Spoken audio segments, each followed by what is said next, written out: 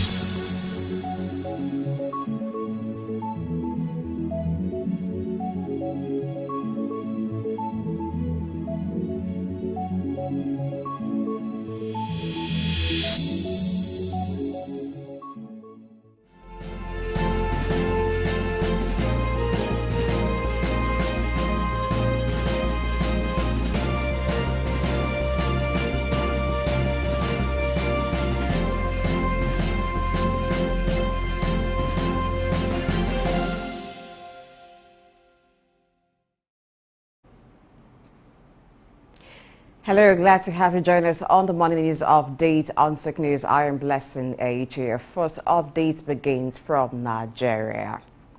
The Nigerian Senate has confirmed the nomination of Dr. Olayemi Kadusu as the governor of the Central Bank of Nigeria, alongside with Kadusu 4 deputy governor nominees, Mrs. M. Nana Usoro, Mr. Muhammad Sani Abdullahi Datijo, Mr. Philip Ikezo, and Dr. Bala M. Bello were also screened for the Apex Bank deputy governor's positions.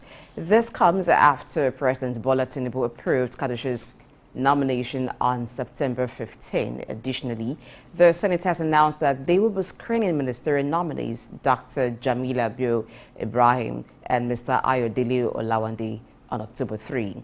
Those nominees have been designated as the Minister of Youth and Minister of State for Youth, respectively. The screening of all the nominees is taking place following the Senate's annual recess and is a crucial step in ensuring their suitability for their respective roles. This follows the resumption into plenary after 6 weeks recess. Stakeholders in the health sector have been urged to embrace the newly introduced universal health coverage, which provides quality and affordable health care for all strata. This call was made by Mrs. Modukwe Ogundimu, the Director, National Health Insurance Agency, Lagos Zone Office, at a one-day stakeholders interactive forum for enrollees, healthcare providers, and HMOs held at the Nigerian Institute of Medical Research, Yaba, Lagos. Ogundimu noted that the agency is doing all it can to ensure quality and affordable healthcare is made available as at when due. The Permanent Secretary, Lagos State Health Management Agency, LASHMA, Dr. Emmanuela Zamba, while speaking at the event, stressed the need for residents of the state to embrace technology in health delivery services, adding that the Lagos State government has introduced a co-telemed app option, which allows enrollees to have access to their healthcare providers at the comfort of their home. Away from that, the Minister of Transport Development, Senator John Owan Eno, will lead a delegation from the Nigeria Football Federation, NFF, to attend the Confederation of African Football, CAF Executive Committee meeting in Cairo, Egypt, to solidify Nigeria's bid to host the 2027 African Cup of Nations, AFCON. The meeting will gather representatives from all countries interested in hosting AFCON in 2025 and 2027, where the CAF's independent assessment committees will present their reports for discussions and evaluations by the Executive Committee. During the meeting, Nigeria's delegation, consisting of the Minister, NFF President Alhaji Ibrahim Gusau, General Secretary Dr. Mohammed Sanusi, and the bid coordinator, Malam Nasara Ilu, will present a 10-minute case for hosting the 2027 AFCON. Following the presentation, they will have the opportunity to address any questions raised by the Executive Committee. Now, Nigeria's Minister of State for Environment, Kule Salako, says the country is fully committed to climate action and fostering collaboration with other nations. He made this known during his address at the 78th session of the UN General Assembly in New York. Salako stressed that Nigeria's removal of petrol subsidy has resulted in a significant shift towards renewable energy and noted that this decision has led to a 33% reduction in petrol consumption and a decrease in emissions, showcasing Nigeria's progress in combating climate change. Moving now to the parts of Africa, Ghana's former Minister for Trade, Alan Kyerema, has announced his resignation from the ruling New Patriotic Party, NPP, and declares his intention to run as an independent candidate in the upcoming presidential election in December 2024. Kyerema, who had already resigned from his ministerial role earlier in the year, cited lack of appreciation for his contributions and claimed that the NPP had been hijacked by a selected group of party leaders and elders. However, the ruling party, NPP, has expressed disappointment over Kyerema's resignation, as NPP is yet to name its candidate to succeed President Nana Akufo-Addo, who completes his second term. It is widely believed that Vice President Muhammadu Buhari will be put forward.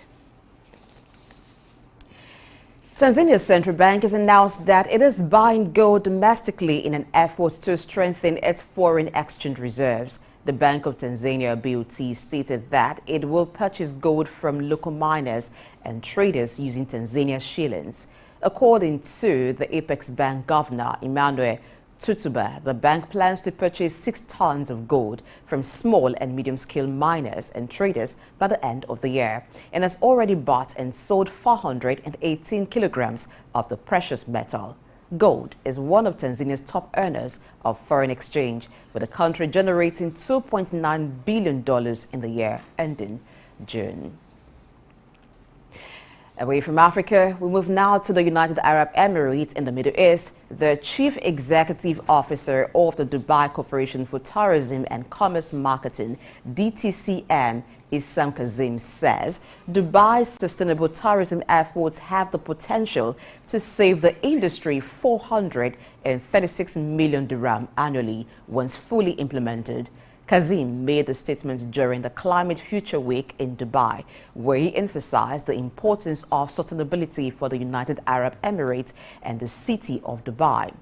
The DTCM has implemented various initiatives to reduce emissions, including a sustainability stamp for hotels and a carbon calculator to track carbon footprint to encourage the adoption of sustainable practices within the hospitality industry and contribute to Dubai's carbon reduction targets. The Dubai Sustainable Tourism Stamp was launched this year to recognize and reward hotels that demonstrate a strong commitment to sustainability. And moving now to other stories. The United Arab Emirates has launched 100 practical applications with the use of generative artificial intelligence cases specifically designed for the media industry. These innovations aim to enhance efficiency and accelerate tasks in various sectors of the field. The Minister of State for Artificial Intelligence, Omar bin Sultan Al Ulama, announced this development on the first day of the Arab Media Conference in Dubai and stressed that while AI can generate content, it will not replace journalists in the near future, as human beings still need to correct and create content. The applications utilize AI platforms such as Umanta, Chatbase, PromptPal, and Listen Monster. With the advancement in AI and technology, the rapid dissemination of content has become possible, with AI platforms even capable of generating text, images, videos, music, and tailored recommendations based on user data and preferences. Still in the UAE, His Highness Sheikh Mohammed bin Rashid Al Maktoum, the Vice President of the UAE and ruler of Dubai, has extended an invitation to the country's young citizens, urging their active participation in government. This initiative involved the search for a capable and dynamic individual to fill the position of Minister of Youth in the UAE cabinet. Within a staggering time frame of just 7 hours, a remarkable 4,700 applications flooded in from aspiring candidates vying for this influential role. According to reports, the ideal candidate is expected to possess a deep understanding of national issues, employ a logical approach to problem solving, and demonstrate unwavering commitment to serving the nation. Now, moving away from the UAE, Taiwan's President Tsai Ing-wen has urged Australian lawmakers to extend its support for Taiwan's bid to join the Comprehensive and Progressive Agreement for Trans-Pacific Partnership (CPTPP). The applications of both Taiwan and China to join the CPTPP were submitted in 2021, but China, claiming Taiwan as its territory, strongly opposes Taiwan's inclusion. President Tsai stressed the vital economic relationship between Taiwan and Australia, highlighting Australia's prominent role as Taiwan's major energy supplier, as well as a significant source of agricultural products. In his remark, Australian Trade Minister Don Farrell acknowledged the ongoing discussions regarding new admissions and the need for consensus among member countries. In the UK, the Home Secretary Suella Braverman has urged governments to reconsider and update the global refugee rules to better reflect the modern world. Speaking at the American Enterprise Institute think tank in Washington, Braverman outlined her proposals for tackling the global refugee crisis. Specifically, she called for revisions to the United Nations 1951 Refugee Convention, which provides the legal framework for safeguarding refugees worldwide. And now still in the UK, Britain has signed a Memorandum of Understanding MOU for trade with the US state of Washington, with similar agreements being actively pursued with Florida, among others.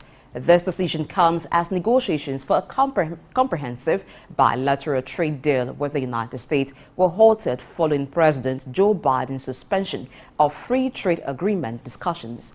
Britain's junior business and trade minister Nusrat Ghani expressed confidence in finalizing the Florida deal soon and highlighted ongoing talks with influential U.S. states like Texas, California, Colorado, and Illinois.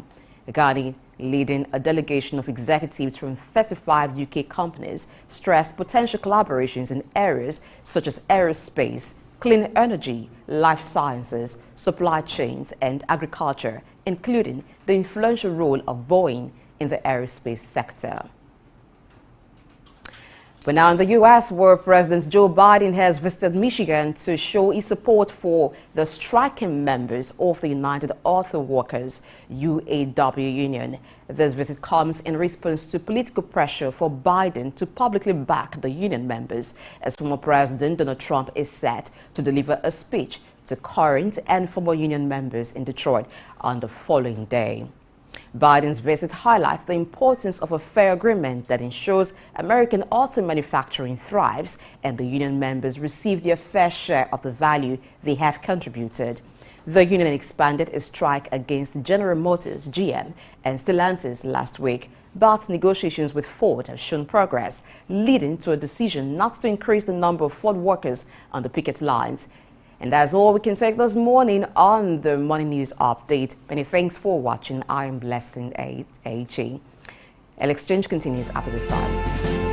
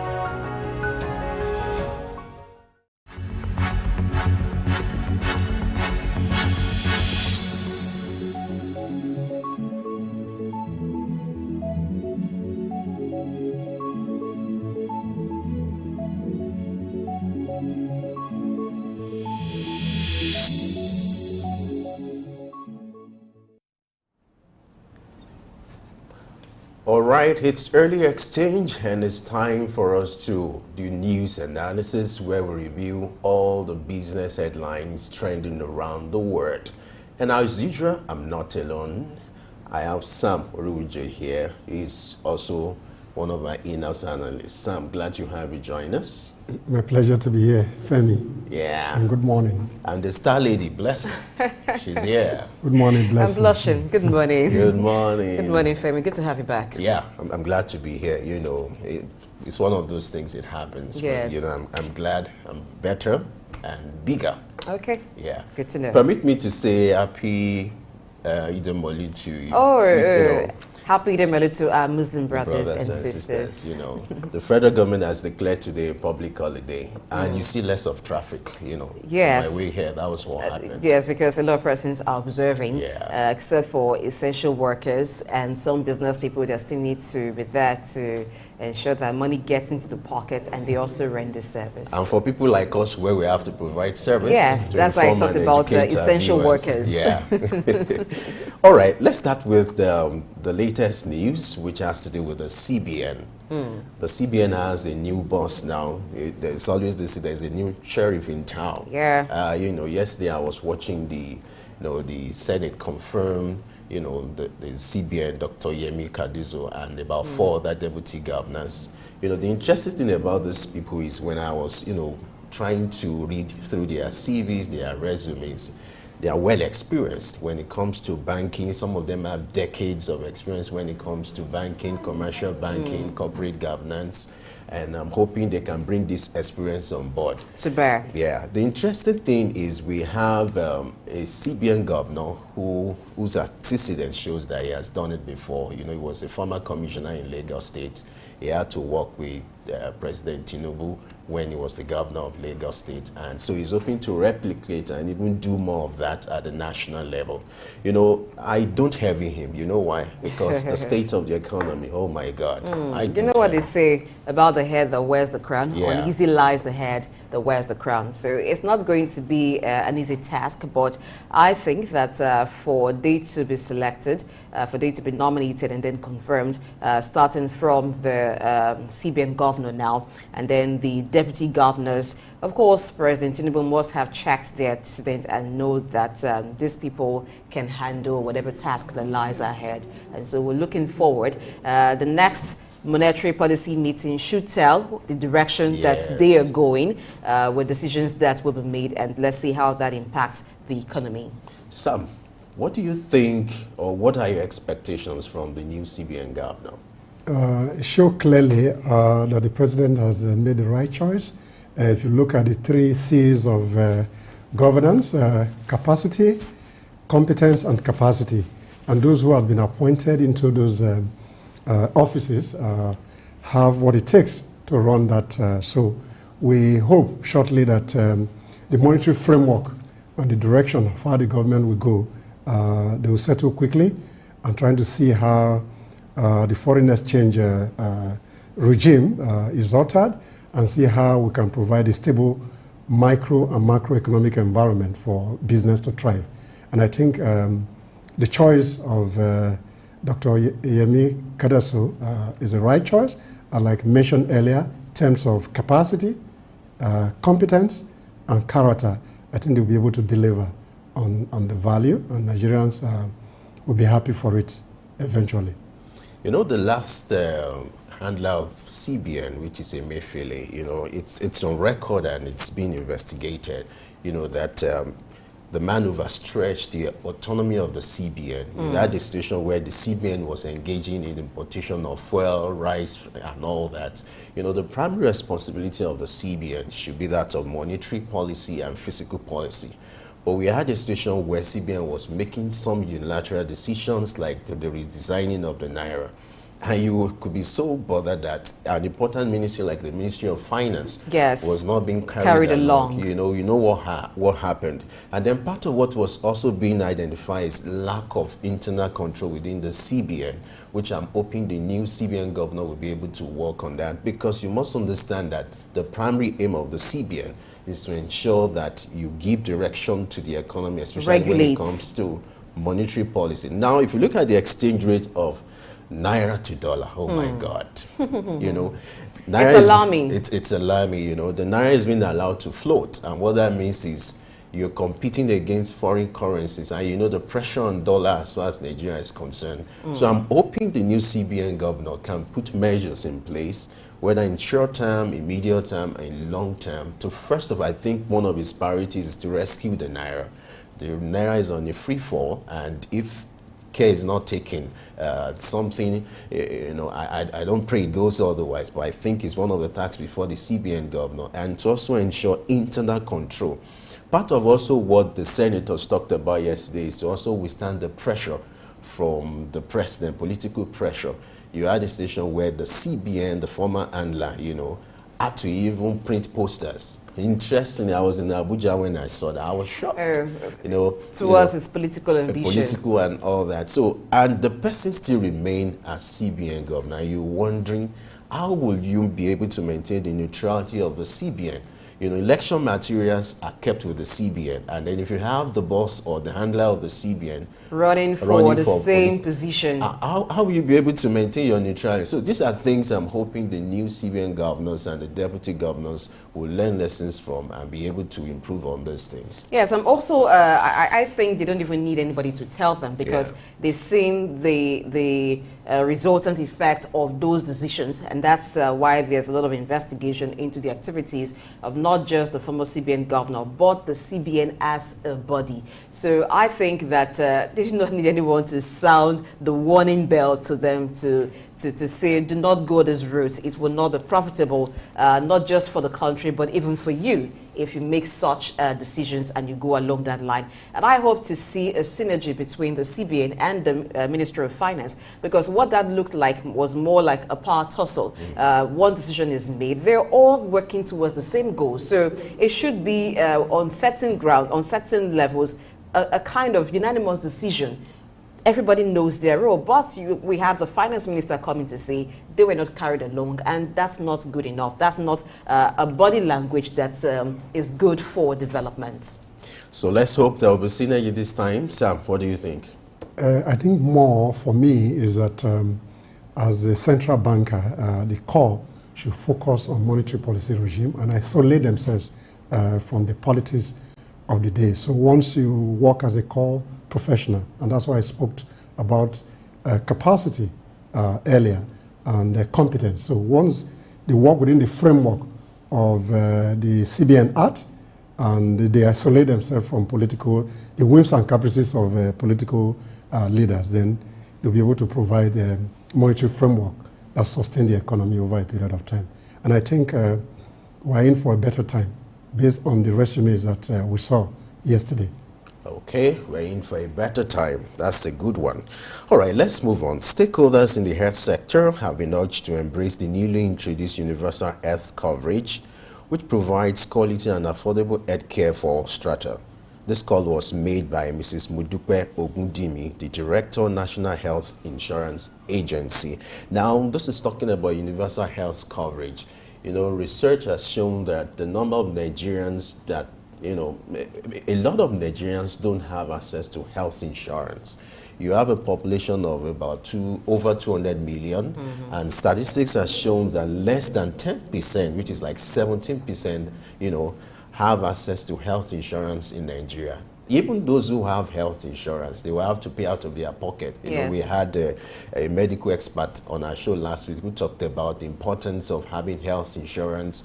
You have a situation when you fall sick or you need to seek medical care, you don't need to pay out of pocket. You know, it saves your money because you enjoy the insurance package. And you even have a situation, even the health insurance package are somehow limited.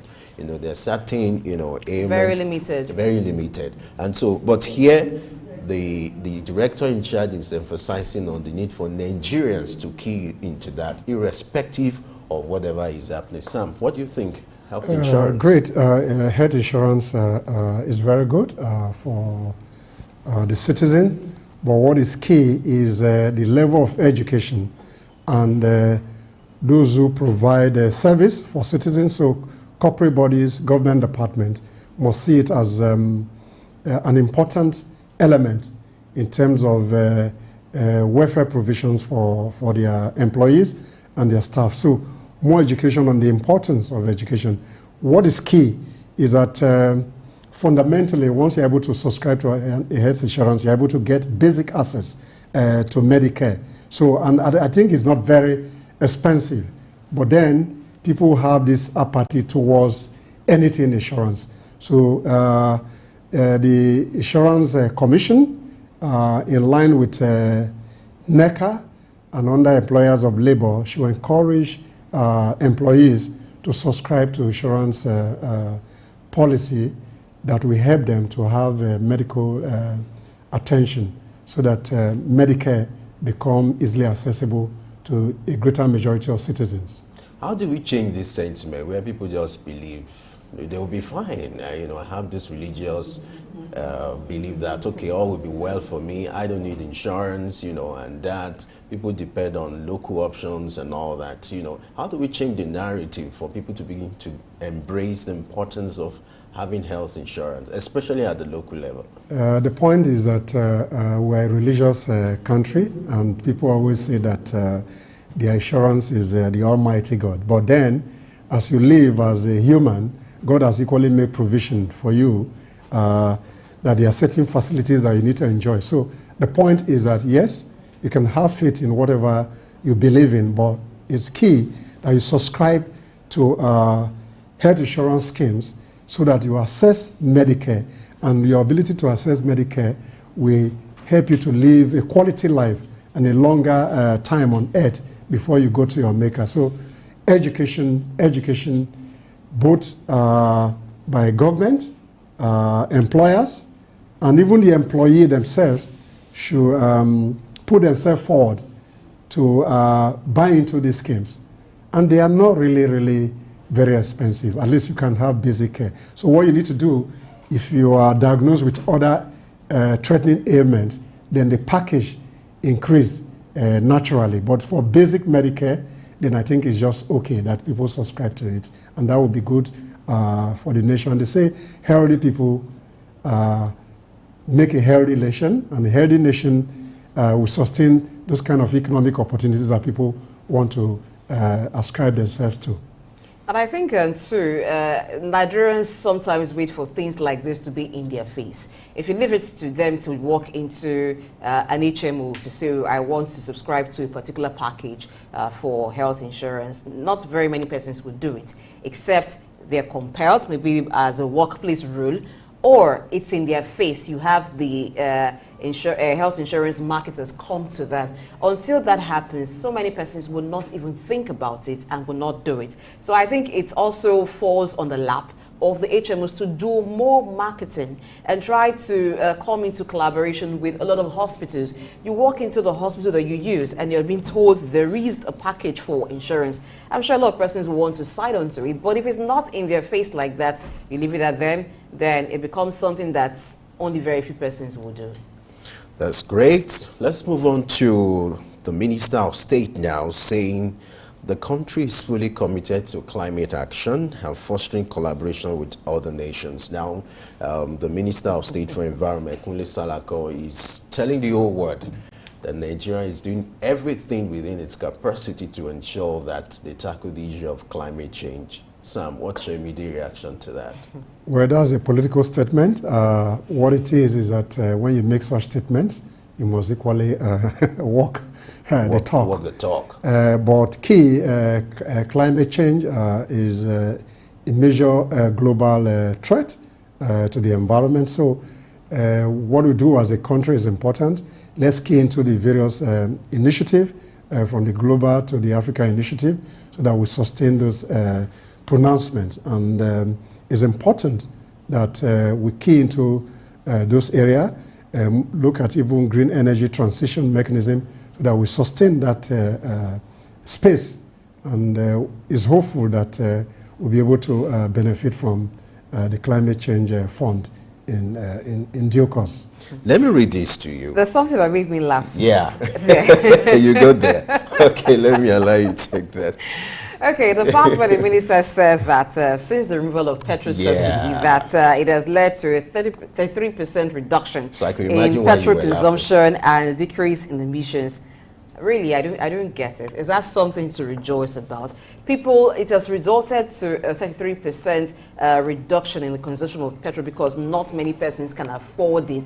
I think that's not something to rejoice about. And if the minister is thinking that is also resulted in the decrease in the emissions, well, maybe we also need to let the minister know that the price of cooking gas has increased. So more persons now will turn to the use of firewood and other means that will release more carbon into the atmosphere. So it's not a win in any area. Sam, what do you think? Well, I think I will not comment on that, but what is important is that even not speaking for the minister, maybe they have data that speaks to that information. But then we must balance political expediency with what is good for the citizens. That's great. We must create a balance. Yes. We acknowledge the fact that the federal government has done the right thing by removing, fuel subsidy. And it's also doing some, we don't call it palliative here, but some supportive, putting in place some supportive measure to help people cope with that. Yeah. So I think that's the right way to go. All right. On that note, I think we can wrap up the news analysis. Sam, thanks for joining us on this segment. Thank you for having me. Blessings always here. And you'll be here till we're done. All right. We'll go on a short break, and when we return, we'll start our discussion for today. Stay with us.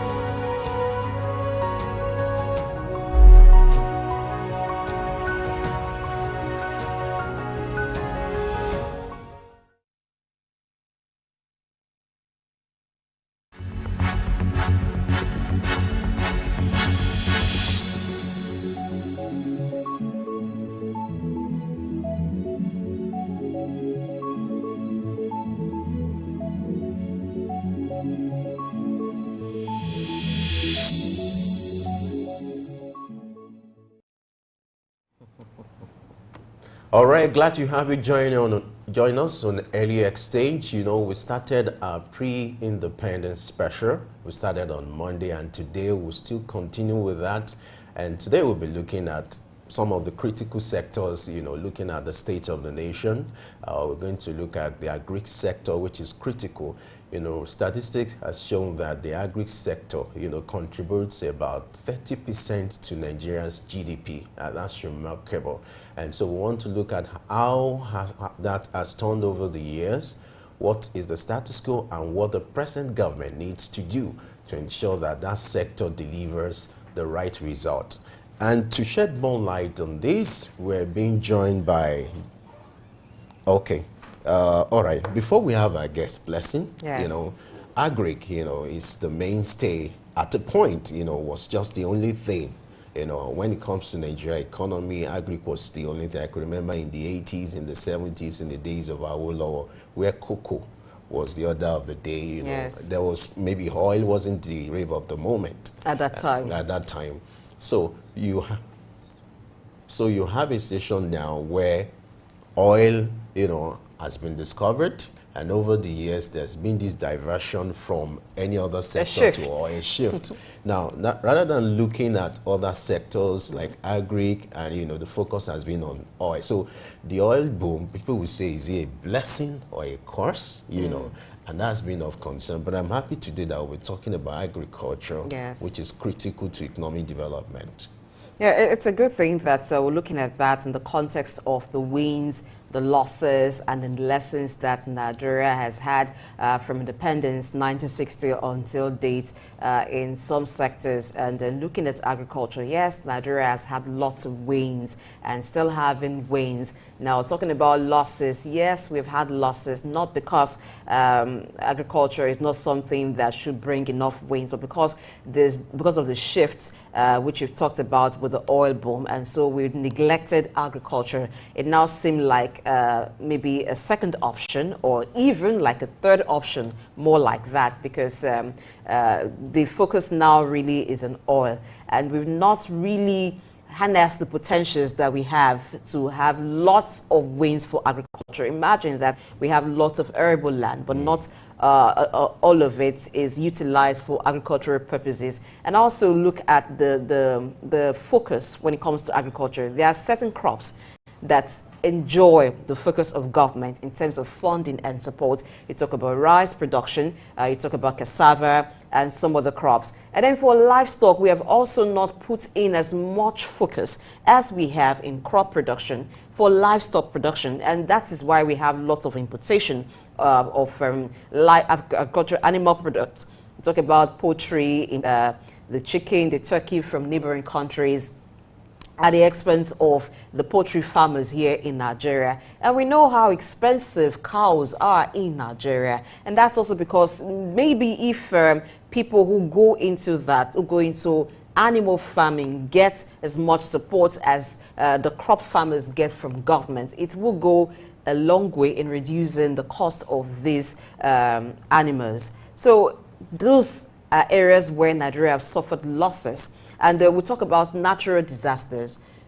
These too come into bring a loss for the farmers when there's flooding in areas where there are farms. Of course, the crops will be damaged, not to mention insecurity. So these factors have led to losses for Nigeria in the agricultural sector. What are the lessons? Well, the lessons are that we should embrace mechanized farming. We're still doing farming in subsistence level. That will not result into the kind of yield that will ensure food security. There are so many lessons to be learned. I cannot talk about all of them alone when we have Dr. Francis, Dr. Francis Musa Dambui joining us via Zoom this morning.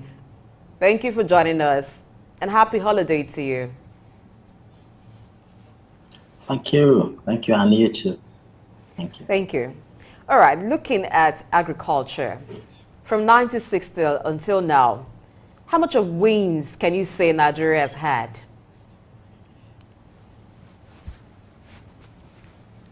Plenty.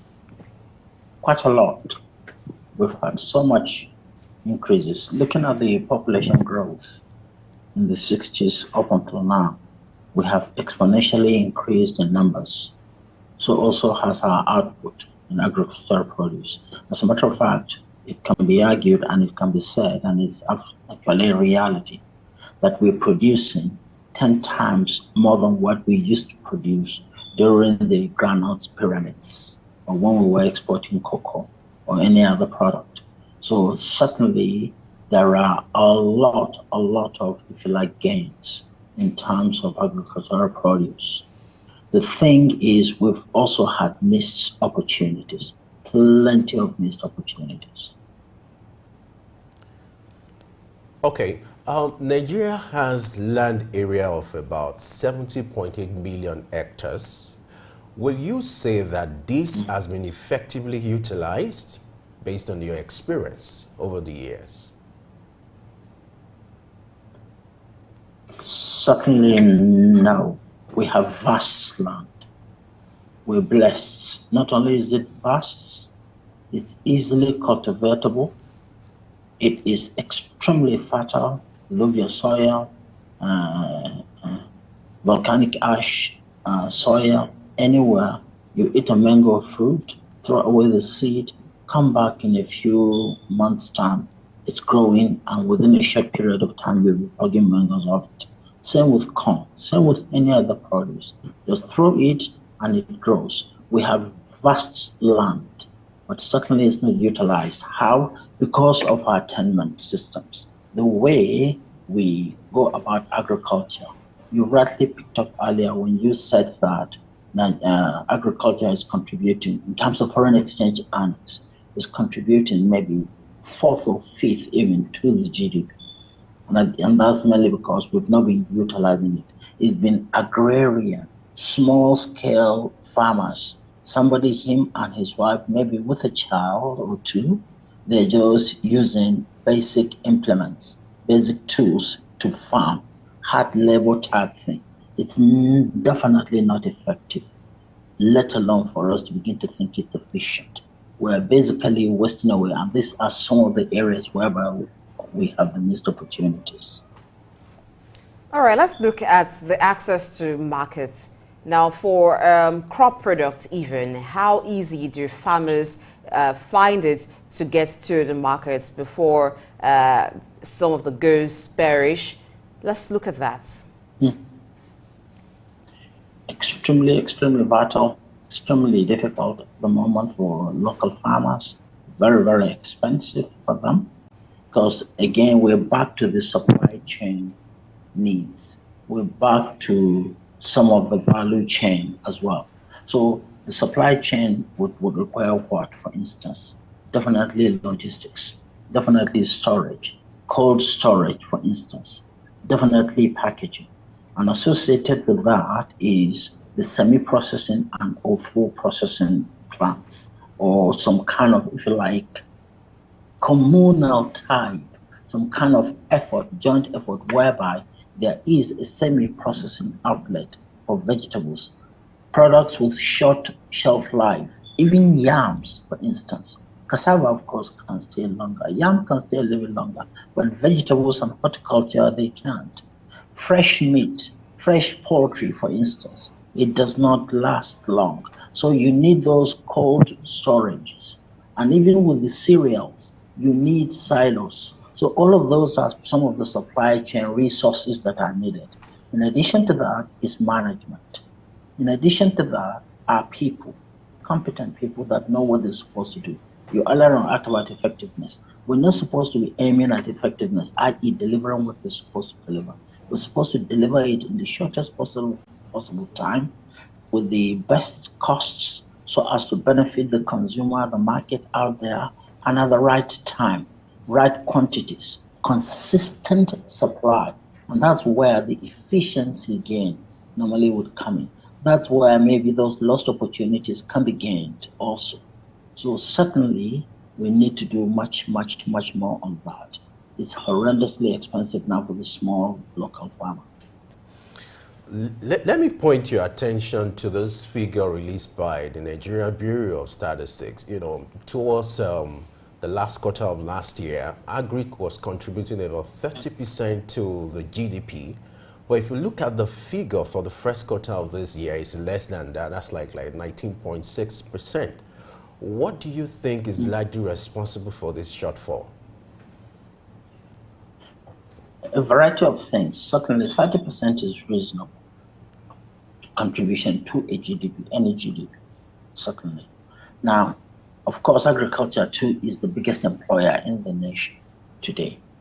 Now, some of the factors that are mitigating against maybe the impact of agriculture would include maybe normal natural weather, act of God type related situations. We know of those. But certainly there are things that we can do. Very, very, very poor planning. Very, very limited resources. Maybe lacking resources. And there are plenty of resources we can list and name. Funding, access to credit is one. Insecurity is a major big one of late, whereby farmers cannot go to their farms, even in their, if you like, menial way. They cannot produce for themselves, let alone for the nation at the end of the day. And lack of us being coordinated. We don't have specific objectives. They're not objectives that we can say, okay, they're quantifiable, we can measure and see. Are they realistic? Can we achieve them? Are they normally organized and planned within some timeline? Basically, our thinking, our vision is not coherent. We're not systematic. We're not consistent. Everybody does whatever he or she can do to sustain themselves, which is great, by the way. And I raise my heart to our farmers. The efforts we are individually making is incredible.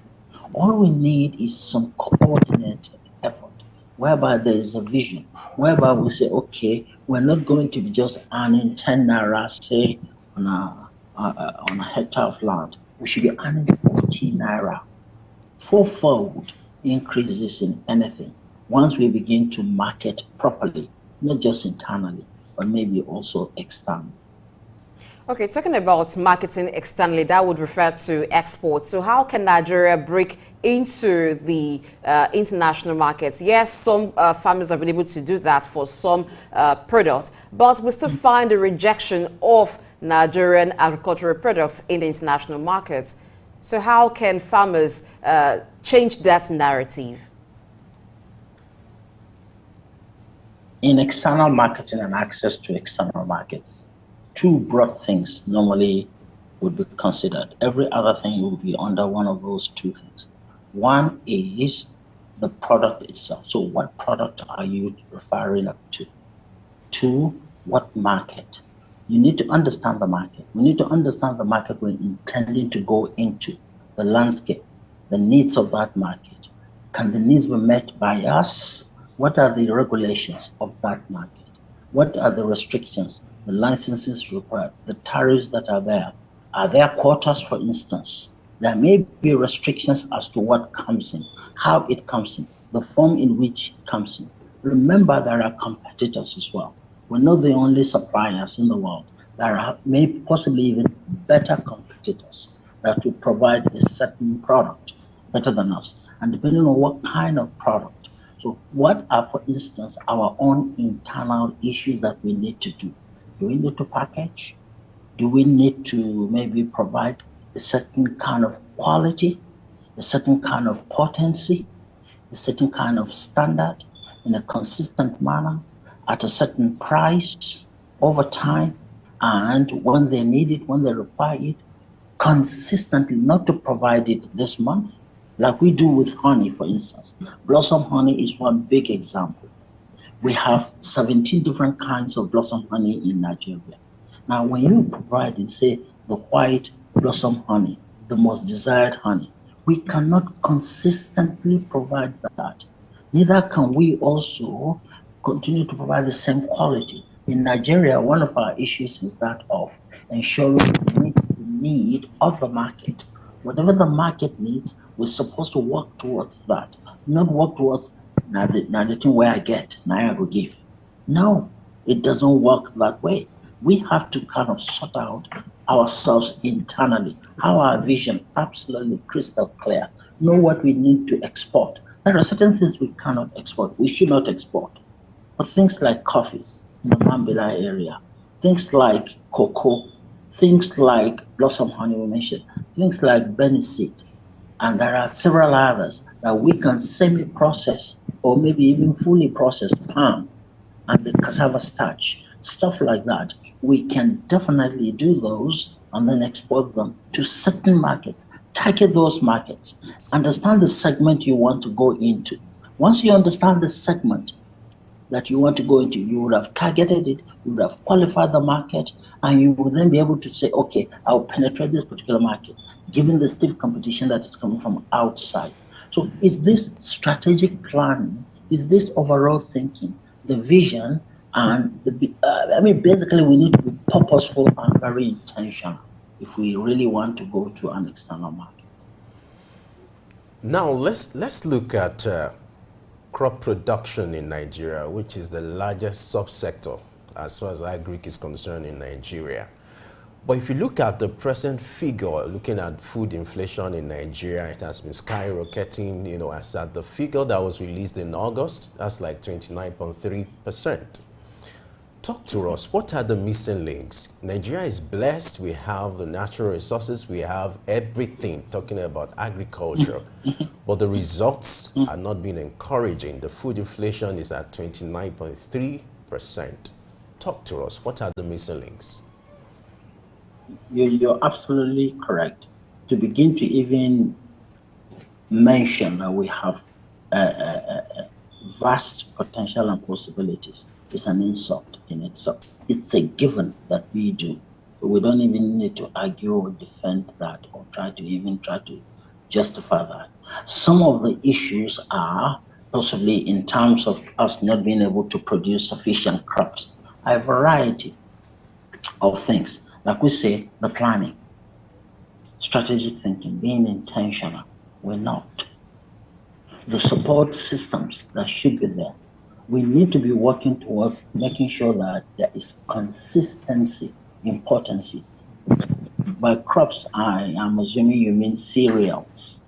So the beans, for instance, the maize, for instance, the sorghum, for instance, the corn, for instance, the millet, for instance, and other such related crops.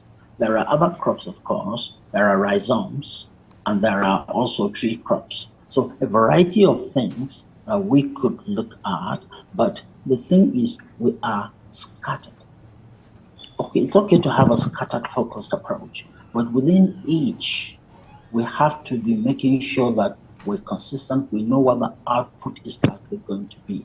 We are supposed to provide very good quality, good quantities, right time, and right prices at the end of the day. So the input that comes into it, that's where we miss out. The input that goes into the production system. Also, we need to look at GMO and non-GMO type crops at the end of the day. So if we are saying that we desire a particular kind of potency, a particular kind of corn, we want to use the corn for cornflakes, or are we using the corn for flour, or are we using the corn for bread making, or if it's wheat, hard wheat, soft wheat, for pasta, for instance, for all the spaghettis and whatnot, versus all the confectionaries, the bread, the cakes, and whatnot. So it depends on a variety of things. We are at the moment not consistent. We are at the moment, we're lacking, if you like, that overall leadership direction, whereby as a nation, we will have that enabling environment, the condition whereby we are purposeful. And once we are purposeful, then we are more likely going to be having the kind of desired outcomes that we need, we require. All right, the focus has always been on primary products, harvesting the crops from the field and then selling. But there are opportunities for value addition and agribusiness, which will enhance market access and also increase farmers' income. But what are the challenges with this? Again, we're back to the supply chain needs. the resources we mentioned earlier. In addition to the huge production needs, we need logistics, we need storage, we need semi-processing, we need full processing, we need access to credit, we need, even in itself, right at the beginning, the right kind of potent products and produce that we desire, that the market requires, not what we want to give to the market, that which the market needs. GMO chicken, for instance, versus non-GMO chicken. Nigerians generally, for instance, internally here, that is, we prefer what we call the local chicken. There are ways in which we can grow them in vast quantities. As it is, doing them in the traditional method and approach will never meet the need, the quantities required. However, we can have, if like the modern method, improved systems of large-scale production, but providing also something that is better than the local chicken product, that is more healthier, that is of a better quality, of a better taste at the end of the day, without having to resort to, say, GMO type. So there are many ways in which we can, but at the moment, what we are doing is everybody just trying to survive. I understand that and I respect that, and I will appreciate the fact that, yeah, we first need to survive. But then we have to go beyond that. Our leadership has to think beyond that. The associations have to be more focused, more serious. Look at the issue of the funding that was provided of late, in the last few years, to agriculture. Billions, maybe even trillions of naira was given out as loans. Did it actually go to farmers? No. At the end of the day, by and large, we can say no, it's not. So access to credit that is genuine, that is purposeful, that is intentional, and that we really truly want to make sure that what we say we're going to do is what we are doing. The loans can never be recouped. Most of the loans will have to be written off, or state governments have to carry the burden because they underwrote those loans, and it was, correct me, mismanaged. I'm trying to be very, very generous here in my use of my words. At the end of the day, there are many things that we need to correct and make sure that leadership is providing that enabling environment. And amongst ourselves as well, a change mindset. Business people begin to invest in agriculture. There is no any other way. Listen, the value chain is the only thing that will give us the real value that lies within. Not producing and selling raw materials, not producing granules and eating granules. What do we do with granules? We fry it, we boil it. At most, we do the kuli type thing, the peanut butter that is, and we get the oil. These are about the 4 products we get from granules. But do you know we can get 17 different products from granules? Maize, we can get 27 products from it at the end of the day, and so on and so forth. So it is the value chain that is our saving grace. That will be the only way forward. If we really want to increase our GDP to what we have been projecting, to maybe say $2-3 trillion GDP, which we should have been there anyway by now, but we've been missing opportunities so much, and that's mainly because we have neglected the value chain. I like the fact that you identify the issue of lack of financing, and this will bring us to this. You're aware that one of the initiatives introduced by the federal government is this Anchor Borrowers Program. Talk to us. What do you think went wrong with this program? Where has it taken us, and what can be done to improve on this kind of intervention programs? The Nigerian factor was what went wrong. And I'm being generous. I'm trying to be sensitive. I'm trying to be like politically correct. The Nigerian factor went into it. The Anchor Borrower Program, good intentioned, but very, very poor in implementation. No control measures, no oversight, neglect. And therefore, there was pilfering left, right, and center. Okay, we spread it through the banks. Okay, we have BVNs that were listed, but were payments made to these BVNs? Did we follow through and confirm and assure ourselves that payments went into those accounts? Not only that, are we sure that we followed through to support the farmer, communicate with the farmer, engage the actual farmer, see what issues and challenges they're likely going to be facing? The fact that you throw money at something is not about it. It's good to have resources. Money contributes. In anything that money matters, money would contribute or takes the weight of 90%. However, if you throw money at something and you don't have the management, you don't have the people, you don't have the competence, don't have the support systems, you don't follow through, you leave it, it will certainly fail. If you give me now, say I have been looking for the last 5 years, I've been looking to start my executive. I'll give an example to make it clear. I'm wanting to start an executive car rental company, and you give me maybe 100 S-Class Mercedes-Benzes to start that. Money was what I had needed for the last 5 years, and I've been struggling to get that money. And suddenly you give me the 100 Mercedes-Benzes, high-end, and I don't have the management. Those Mercedes-Benzes will be off the road within 3 to 6 months. It's the same with the Anchor program. We gave out billions, trillions, but we never followed through. We never made sure that it was managed well. We never made sure that risks were mitigated. We never made sure that implementation was thorough and proper and given to the right individuals. So we would definitely not have any outcome. It has failed, and that's what I say and what I was referring to when I say the Nigerian fact. All right, on a final note on this discussion, we're in an age of technology. So how can technology enhance market access for farmers? Oh, huge. Absolutely huge.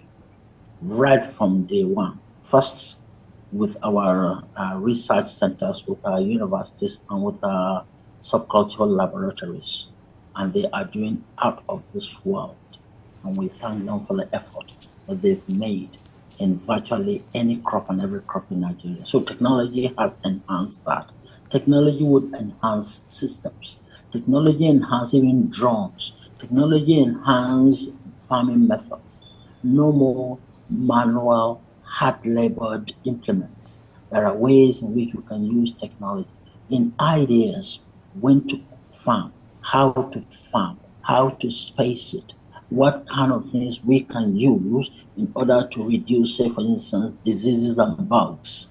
There are certain things that technology has provided. These are on the soft side. On the hard side, we definitely need cold storage. We definitely need transportation. We definitely need systems and software. We definitely need, if you like, to understand, even to analyze the market, internal or external. So you have to assess the market. You have to be able to communicate to people. You have to have right proper pricing. You have to understand how the competition is responding to that given market. Remember, the market needs will need to be met by the same group of suppliers and providers. Technology would enable us to provide things in time and will enable us to, if you like, be more competitive in terms of pricing, in terms of timing of supply, in terms of maybe consistency of the supply, in terms certainly of quality. And at the end of the day, me, the individual, it reduces my effort as a local small farmer, my own efforts, my own physical energy wastes will definitely be enhanced and reduced, which improves my own quality of life, which improves my own profitability, which improves my own health. And at the end of the day, and my love for that which I'm doing for the nation, and therefore possibly to enhance therefore quantities. And I, instead of farming 1 acre, I will now be able to farm 4 hectares. One football field, I should now be able to, because of technology, be able to farm 4 football fields. I'll be able to plant twice, maybe 3 times in the calendar year. So technology has helped in water conservation, say in the fisheries, in the way we purify the water and recycle water. Places that are maybe away from the seashore or where water is a premium, we'll be able to circulate the water, we'll be able to aerate the water much better. So there are 101 ways in which technology has, and that's the only way forward anyway. And that's where also the private sector, not necessarily the government, that's will come in. That's the only way whereby, for instance, banks will come in, or creditors, or foreign direct investment. All right, let's look at the impact of the ongoing war between Russia and Ukraine.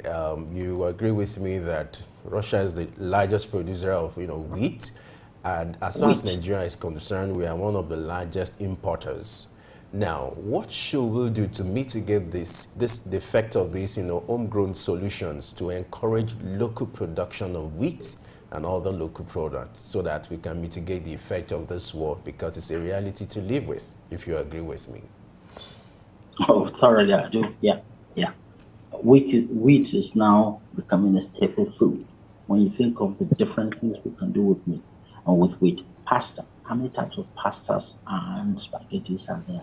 15 to 20 different types of pastas and spaghetti. And that's from wheat. Bread. Do you know the quantity of bread we consume in this nation? It's unbelievable. Also for beverages and drink production, alcohol, for instance.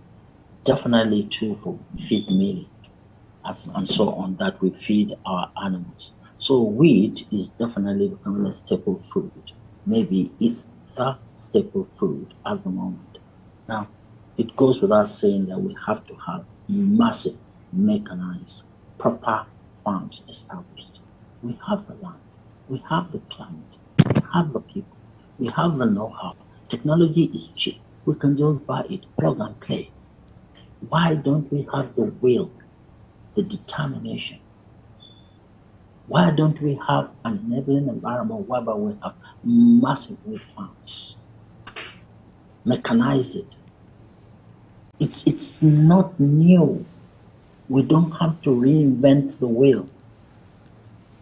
All we have to do is to just plug and play. And by and large, when you look at it, given the time of R&D, research, to invent, if you like, implement, what we're getting is very cheap in terms of equipment, agricultural equipment, really cheap.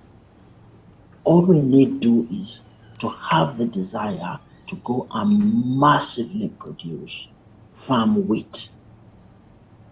And the only way to do that is to have, if you like, major investments into agriculture, proper systematic thinking and vision, that strategy, that plan, the objectives, and say, we give ourselves a target and say, we must be wheat sufficient by X period of time.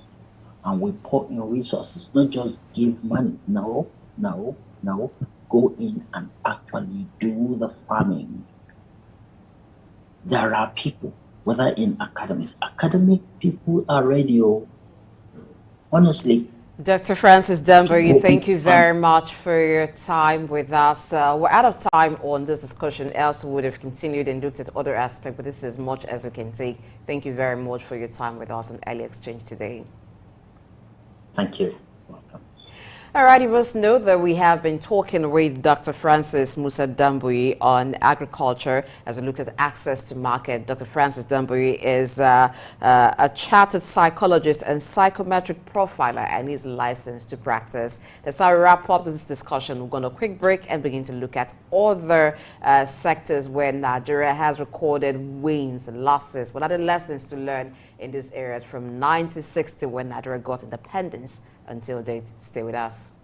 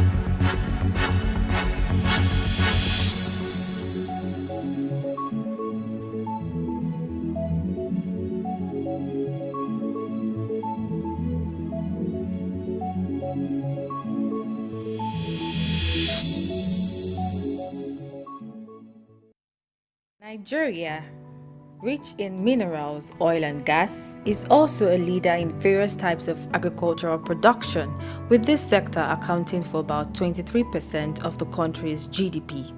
Some of its agricultural produce includes palm oil, cocoa beans, pineapple, and sorghum. And to sustain supply, key stakeholders including farmers, government agencies, and consumers has a role to play. Agriculture's significance lies in its ability to feed global populations, generate employment opportunities, and bolster economies. In today's changing world, farming, like other professions, has also embraced technology to enhance productivity, but faces formidable challenges such as climate change, resource depletion, and access to supply. To address these issues, a smarter and environmentally conscious approach to farming is required. Shifting our focus to the extraction of Earth's resources such as minerals, oil and gas, we find mining and energy companies, governments, and environmental advocates as major players. This extraction is driven by the need for energy, manufacturing, and economic gains, and this occurs worldwide, especially in regions rich in underground resources. Technology has also brought both immense advantages and adverse consequences, including environmental degradation, resource overuse, and geopolitical conflicts. Therefore, regulations and the exploration of alternative energy sources are vital to mitigate these challenges. Both agriculture and resource extraction have contributed positively to economic growth and human needs, but have also inflicted harm on the environment. Sustainable farming practices that prioritize environmental preservation and resource-efficient mining methods must be embraced to ensure the continuity of these crucial industries for the betterment of the society. Alfreda Ambebasi, Souk News.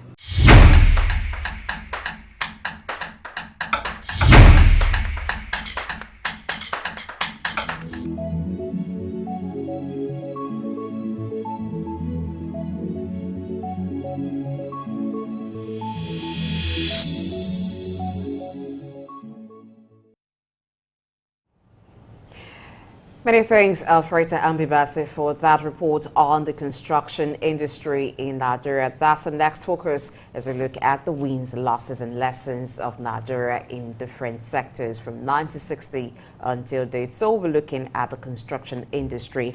We have joining us via Zoom Roy Oluri, who is the MD and CEO Elvini Engineering Company Limited. Good morning, sir. Welcome to the show. Good morning. Thank you so much for having me. How are you? I'm good. And you?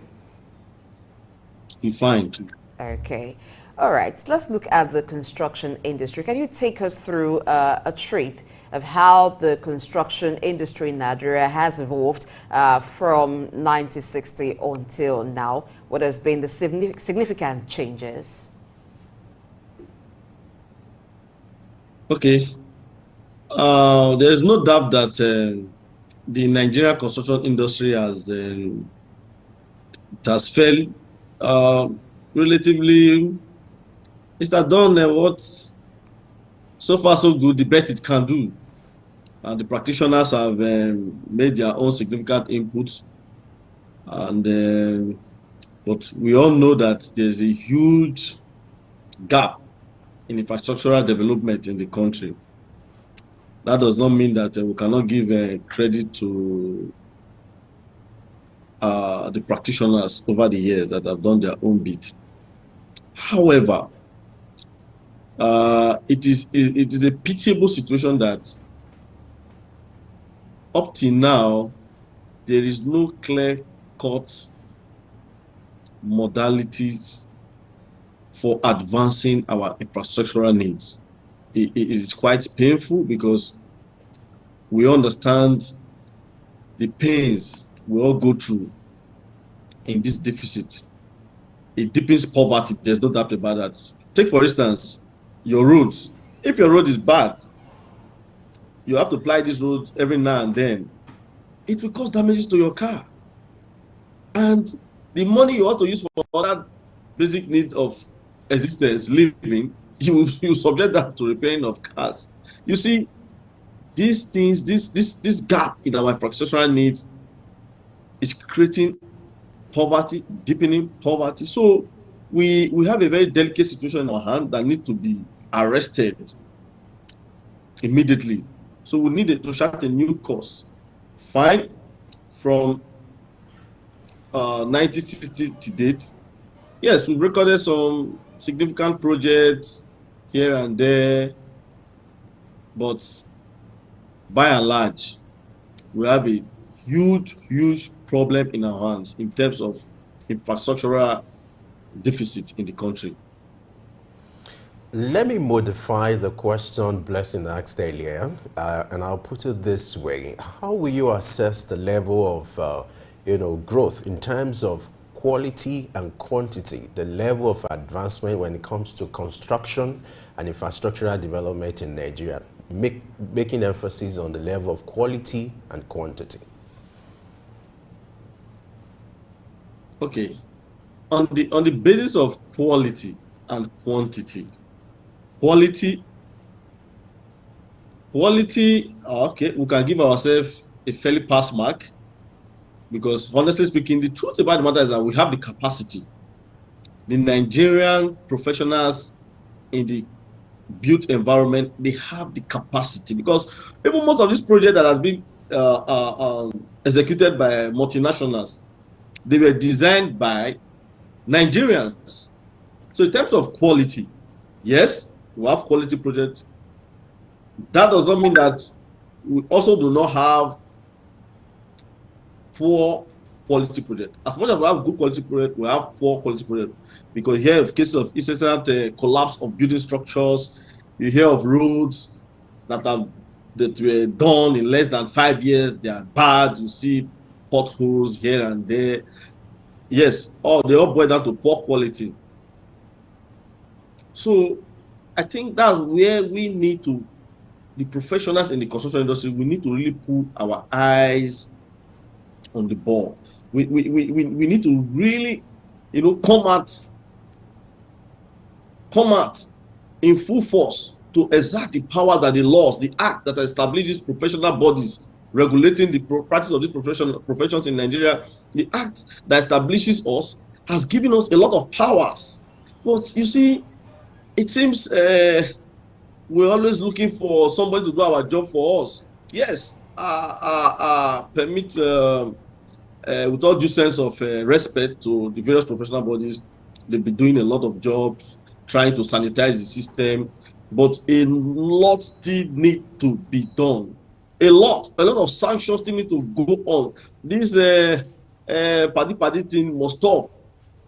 It must stop. We need to start meeting out sanctions to any contractors, any professionals, severe ones, so that we can spend money, public money on infrastructure, and in the few years is damaged, is bad due to poor design, poor quality management, poor workmanship, as the case may be, varied regions. All boils down to human errors. So we cannot continue to tolerate that. For quantity, that one is a quantity. We are definitely not there yet. There's an issue, big issue with that. There's a big issue. There are no roads. We can't deceive ourselves. If you fly some roads in recent times, you will cry. Sometimes you begin to wonder. These days, I have a phrase that sometimes when these guys, these foreigners tell you that the Africans, they live like monkey, or all the way see it, or just the one US president the other time said about something about the country, about Nigeria is a funny country also. You see, it's because of the lack of these infrastructures. The quantity is not there. We need the quantity. The quantity is definitely lacking. The required quantity we need is lacking. They are not there. You have huge housing deficit. A lot of people are homeless. Sleeping on the street. I was watching a program which day. I saw a woman with 2 children on one of these WhatsApp group, living on top wooden. If you look, my heart almost skipped. I was wondering, what of if these children, newborn children, fall inside the water?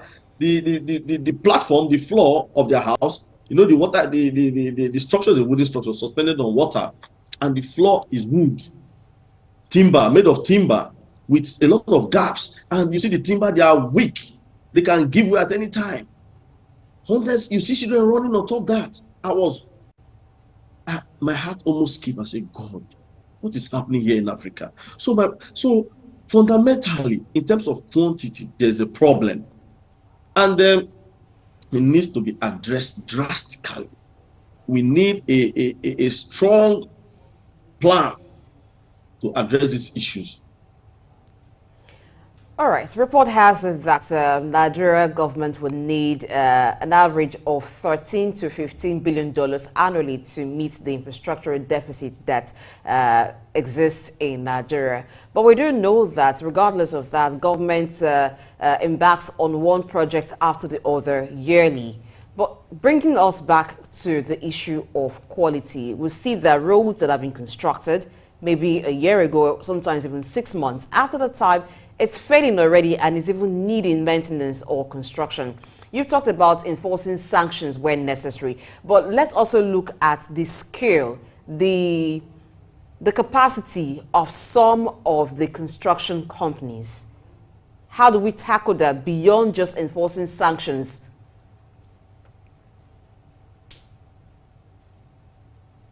Okay, if you look at it, it all still boils down to, because like I said earlier, there is no doubt we have the manpower in this country. We have the best of brains to undertake any project in this country. But what is lacking is that aspect of clear rewards and clear sanctions where the case arises. Because somebody does something today wrong, he is not penalized. Because whether you like it or not, by human nature, we want to be spoon-fed. We want the easy way out in life by human nature. Almost every human being, if you give them the opportunity, they want to sit down this morning, drink coffee, wash, just enjoy your life, get free money. But you need checks and balances to keep people on their toes. So if somebody does something wrong today and he doesn't pay for it appropriately, there's no consequences. The propensity to repeat that same thing, especially if he does it wrong, and probably because when you do quality jobs, poor quality jobs like that, in most of the cases, the contractor would have gained above the normal profit they are supposed to gain. Yes, because there is something which resources need to be committed to, that need to be done. Perhaps that was not done, that led to that poor quality job. And that resources is somewhere. Somebody has gained from it. So if that person gained from it and you didn't penalize that person for that wrongdoing, tomorrow the person will want to do it and gain more like that. So it still boils down to proper regulation. We need to do our jobs. Everybody in the construction industry, the 7 professions in the built environment, we need to come out in full force to do our job, because we should not leave it. What I believe is that I tell my colleagues, we shouldn't leave this thing for the government alone, because you look at it, we all want to leave this thing for the government. We say that the government regulators should do it alone. But we, as the professions in the industry, we've been mandated by law to regulate. So we can pick this up. When we notice things like that, pick it up, and where applicable, initiate prosecution processes against poor quality jobs. That is most cases where you notify the contractor and they fail to come and rectify the errors. Then you initiate the prosecution processes. So we must. Okay, I was watching a video recently where the Minister of Works, His Excellency Senator David Umahi, he went to one inspection, I think somewhere in the southeast. He was talking to a contractor. They've given money over 400 something million, the contractor did poor job. He even told the contractor on live television that he should be ashamed of himself for the poor job he has done. He told the contractor that the previous 430 million they've given him, that they can let that one go, slide, but need to come back so that they will look at the contract again and decide on it. That but the first one they can let it slide, but if the contractor thinks he wants to make trouble, they will give him trouble. For me, I was like, somebody giving 400 and something million naira, you can text right there that he has probably squandered the money, and you are saying they will just let that 430 million naira slide. You can imagine that. So what will that man do the next time? Perhaps he will do worse, because he will think that the next minister will come and say, okay, we will let that one slide too. So the bottom line is that I will keep emphasizing this. We must mete out sanctions to those that have done poor jobs. If they refuse to rectify their poor jobs, for those that did well, we must encourage them. We have a number of Nigerian contractors, multinationals doing fantastically well. We must continue to reward them. And that does not mean that the Nigerian government should not find a way, and the professionals should not find a way to improve the capacity of professionals of the construction companies, because we need to have these companies running. So many of them, especially indigenous ones, we need to have them on board to develop capacity, because take it or leave it, I strongly believe that for us to advance significantly, a lot of our infrastructural development must be undertaken by us. We must take charge of it. That is my belief. We must take charge. That will have a multiplier effect on the economy of the country. That is my belief, absolutely. All right. Talking about Minister for Works, I would like you to intervene on this ongoing debate between the minister and some of these construction companies about the use of concrete, for road construction versus the use of asphalt. The minister is insisting that it has to be concrete, while the construction companies are saying they've invested in asphalt. Talk to us. What do you think will be the way forward? And then talk to us the advantage and the disadvantage of concrete versus asphalt construction. Okay, honestly speaking, I must give credit to the minister, because I think in recent time we've seen that this government has come out with a very, very decisive policy on infrastructural development. We must acknowledge that about this government, this administration, and we have no other option than to support the government. Yes, the government means well. The government means well to say yes, because truly concrete lasts longer than asphalt, as much as 4 times the lifespan of asphalt. So for me and you, looking at the maintenance culture here, if we have an issue with maintenance, that means we should have a strategy for the now to, overcome the lack of maintenance structure we have, system we have. What do I mean here? Concrete lasts longer. If we use concrete, the roads will stay longer. Meaning, if they are well done from beginning, from the onset, we will not need maintenance for a long time. So while we are grappling with trying to enhance our maintenance system structures, our roads are good for us in many years ahead. So for me, it is a very, very welcome development. I'm very happy that Mr. President made His Excellency Senator David Umahi the Works Minister. In short, when I saw that, I was very glad. I say yes, Mr. President means well for this country, because we all know the antecedent of David Umahi. Right from a very young age, he has been a strong developer. He has strong history about project development, fantastic project development, even as a governor. So for me, it's a very welcome development. Okay, now to address the issue of the contractors, that are complaining about the investment in the asphalt. Yes, change, of course. There's no change in the world that is not difficult to accept. This one is one of it. What we will appeal to the government is they have to come to our aid. Because the truth is that if they box up, because some of us are still, there are still a lot of obligations we need to offset regarding our investment in this asphalt facilities. So if no asphalt roads to do, no project, how do I offset the outstanding obligations to creditors in terms of outstanding asphalt facilities that we acquired? We need to get money to do that. So I think it's something the contractors, they need to engage the government. We need to engage the government.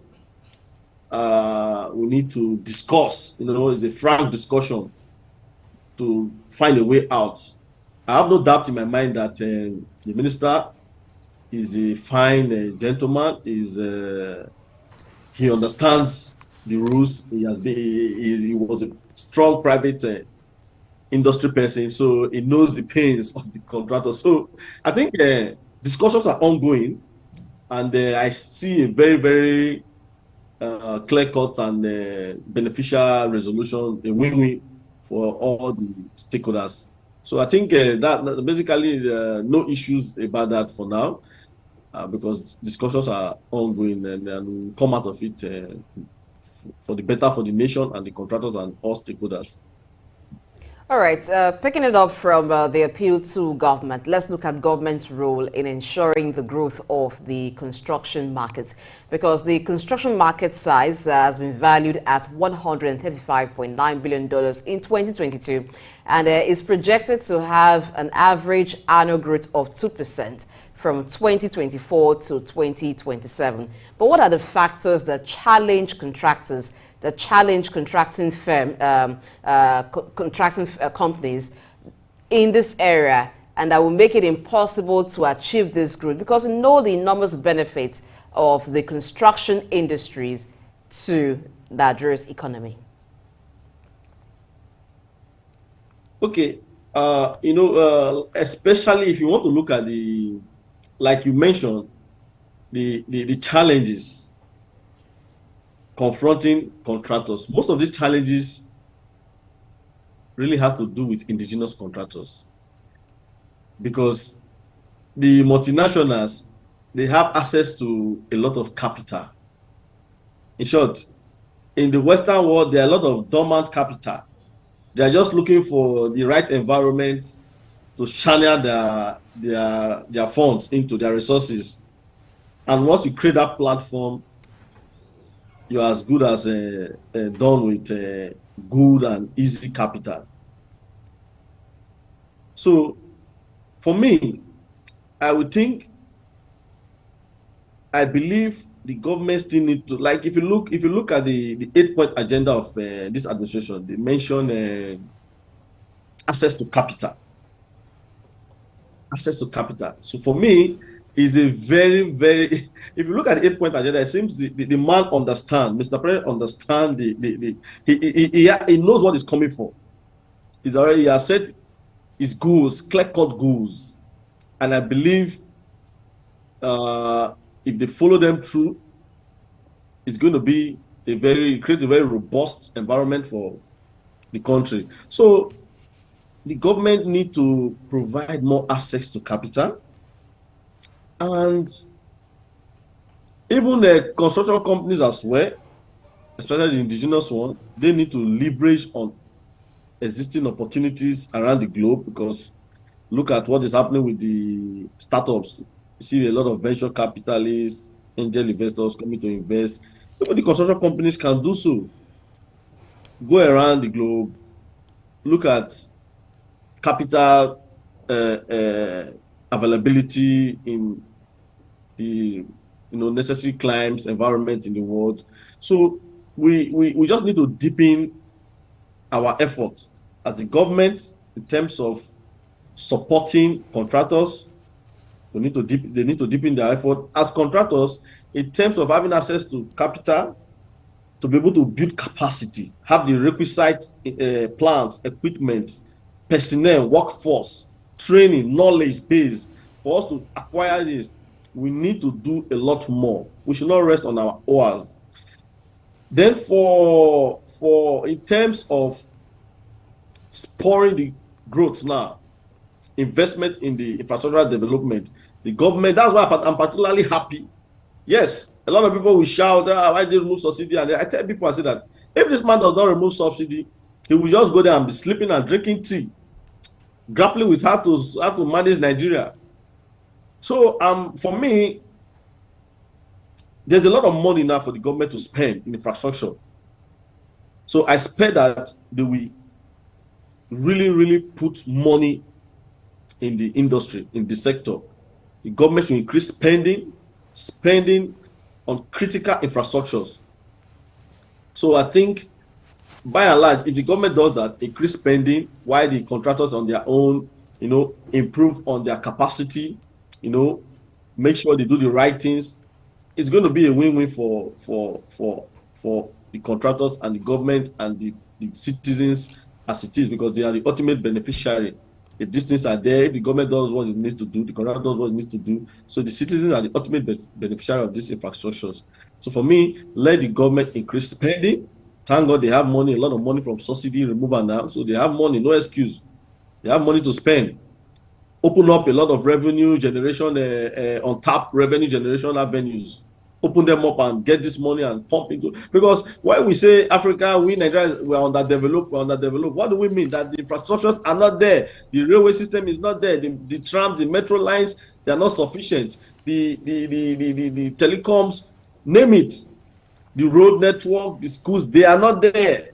So we need a massive investment on this, on infrastructural development. Let me take you up on what you said earlier about the capacity of local contractors and engineers. You talked about their capacity, but you realize that that industry is dominated by the foreign players, the big players, even when it comes to public infrastructure, superhighways, even government contracts. You see these big players, I don't want to mention names, they are dominant. So why do you keep having this reoccurrence if you agree with me that the local contractors are capable? You see, in my undergraduate thesis, I'm very particular about your question is something that is very dear to my life, to me as a person. In my undergraduate thesis, I worked on capacity building of indigenous contractors. Even in my postgraduate at master's level, it's the same thing I was talking about, because it's believed that the multinationals are more mechanized. I dwell on that too. For me, yes, I've watched a lot of state governors, government officials, they make mockery of indigenous contractors. I won't mention a particular governor now. He's ex-governor, he's a minister. I've watched him when he was commissioning a project, was talking about our indigenous, was just making general, about this indigenous contractors not having capacity. And I weep. Why do I weep? If we really want to grow as a country, the government need to make deliberate effort, deliberate effort to build the capacity of indigenous contractors. If I'm made a governor today or the president of this country, the first thing I will do is to enact a law. So I will set up a special court for contractors. Special. People are clamoring for special court for election petition. The same thing I will do for contractors, indigenous contractors. I give you a project, and there is stories. It will be like the people who talk about the Chinese case. It's no stories. You pay for it. If we do that, you will see the capacity we grow. Is in the best interest of this country, if the government is sincere, is in the best interest of this country to build the capacity of indigenous contractors. Otherwise, we'll be joking. We'll be joking.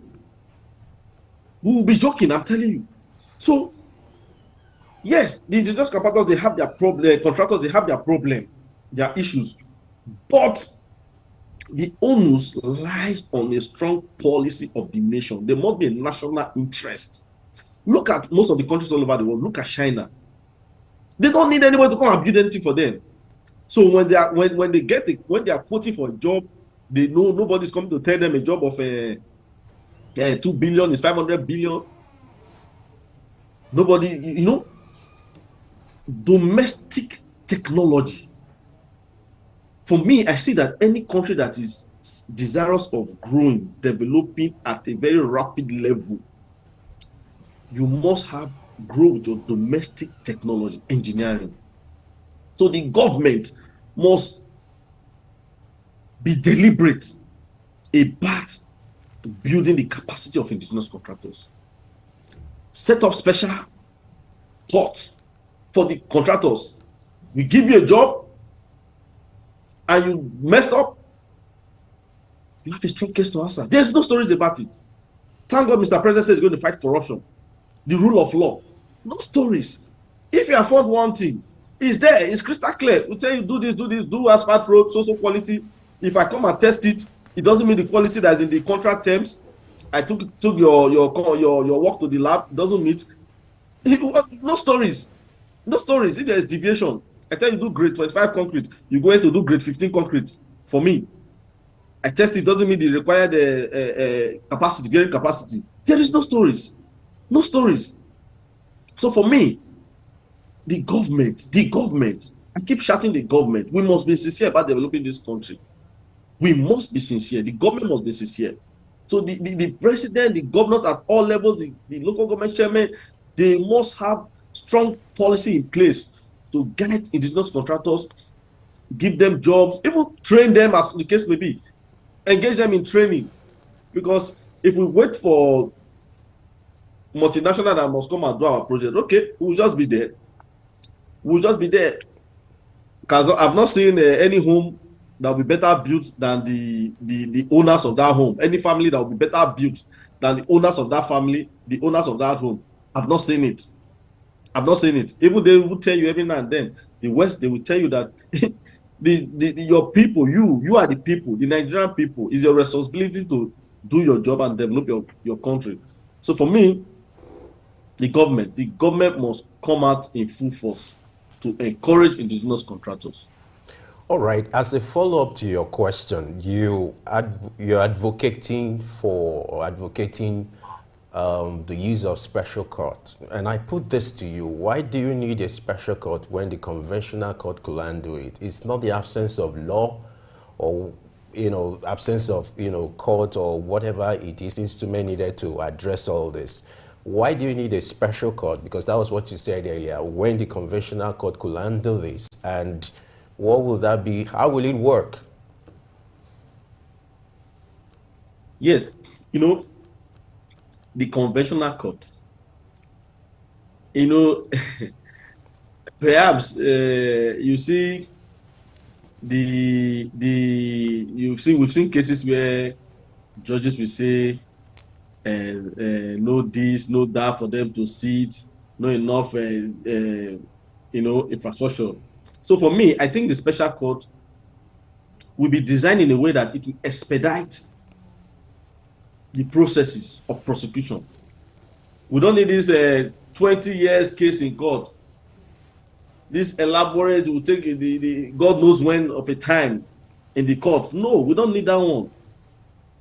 See what is being done to the election petitions. They give them a time frame, 6 months. It's expected that some cases they will say 6 months. It should be done with. It should be done with. Yes, we should develop something like that. A time frame. You expedite action. Not you be there drinking. They will be there in the court. the contractor will be flying around the world. Today we say he's going for medical vacation, one thing in the US. So tomorrow he says he's doing this story. Just will go for vacation, story. No, we need expedited action. The case of infrastructural development deficit in this country is a case of life and death. Why do I say this?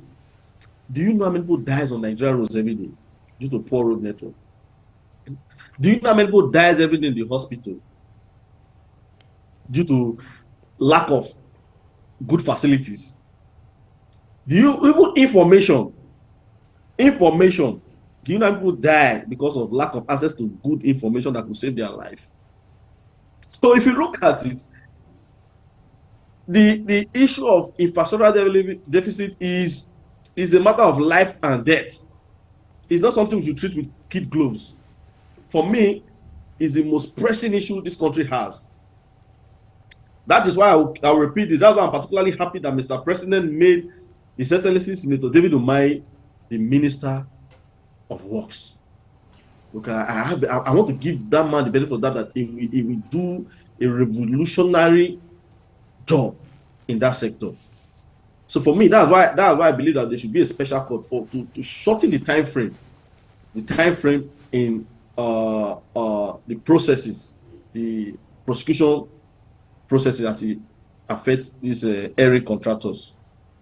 Okay, still looking at local content and local contribution towards the construction industry. Let's look at locally sourced materials for construction. For instance, bitumen. Now, a lot of bitumen used for construction, reports still has it that they are imported, but we have, this can be found in some states in Nigeria. So how do we develop local capacity, not just for the construction companies, but for the construction materials? You know, I will keep repeating government. That does not mean that individuals, as Nigerians, we don't have our own input, because we need to deepen our knowledge. No doubt about that, because a collaborative effort, the government cannot do it alone. Even as scientists, as researchers, as technologists, we need to do our own bit to support the government in terms of identifying new local materials, enhancing local materials, utilization of local materials. We need to do a lot of job about that. There's no doubt about that. However, the government too needs to support these ventures. Okay, you mentioned that we have a lot of bitumen deposits. What stops the government? Because if you look at most of these Chinese companies that are in Nigeria working, a lot of them are being sponsored by the government. A lot. They get subsidies, they get support. Most of them are state-owned companies. Most of them you see in Nigeria, these Chinese companies around the world, they are state-owned companies. So it still boils down to the sincerity of purpose of the government. Okay. We must, that is where the fight against corruption too. Roy, we're out of time on this, so we need to just wrap this up. Thank you very much for your contributions on the show. We do hope that the government, as well as construction companies and everyone, because it takes a collective effort to see the construction industry grow and have quality work to show in Nigeria. Thank you very much for being on Early Exchange. Thank you so much. All right, we're going to quick break, and then we'll look at other issues in Nigeria, other sectors where Nigeria has recorded wins. What are the losses? What are the lessons to learn? Stay with us.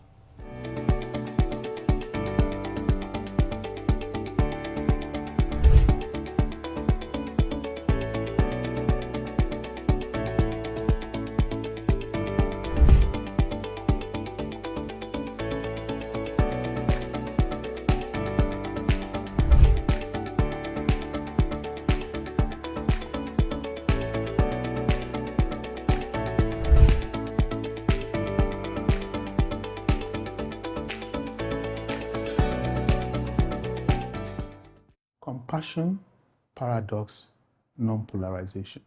3 key competencies for any leader that wants to be visionary, courageous, and take bold decisions without fear.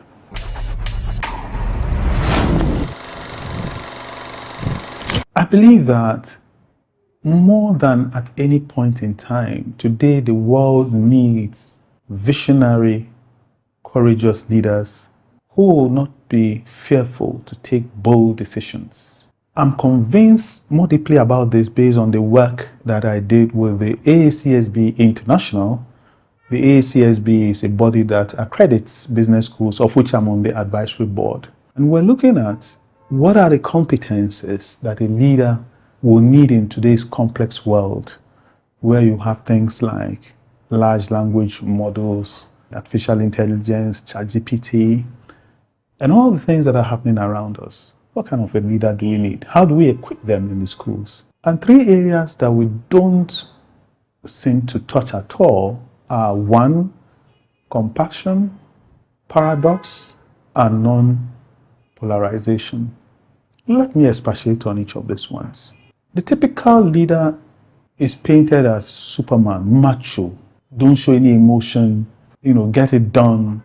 Sometimes the team member that you're leading, they need to know that you are there for them. They need to know that you have their back.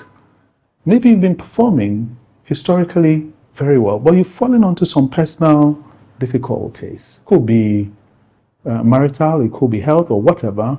And at that point in your low ebb, you don't need someone trampling on you and making you feel less of yourself. At this point in time, you need in your leader a shoulder on which you can cry on, a listening ear, a voice that says, don't worry, I've got you. Compassion, never taught in any school. And very important that it should be taught because it's part of the leadership competences that will differentiate someone from a mediocre leader into a visionary and courageous leader.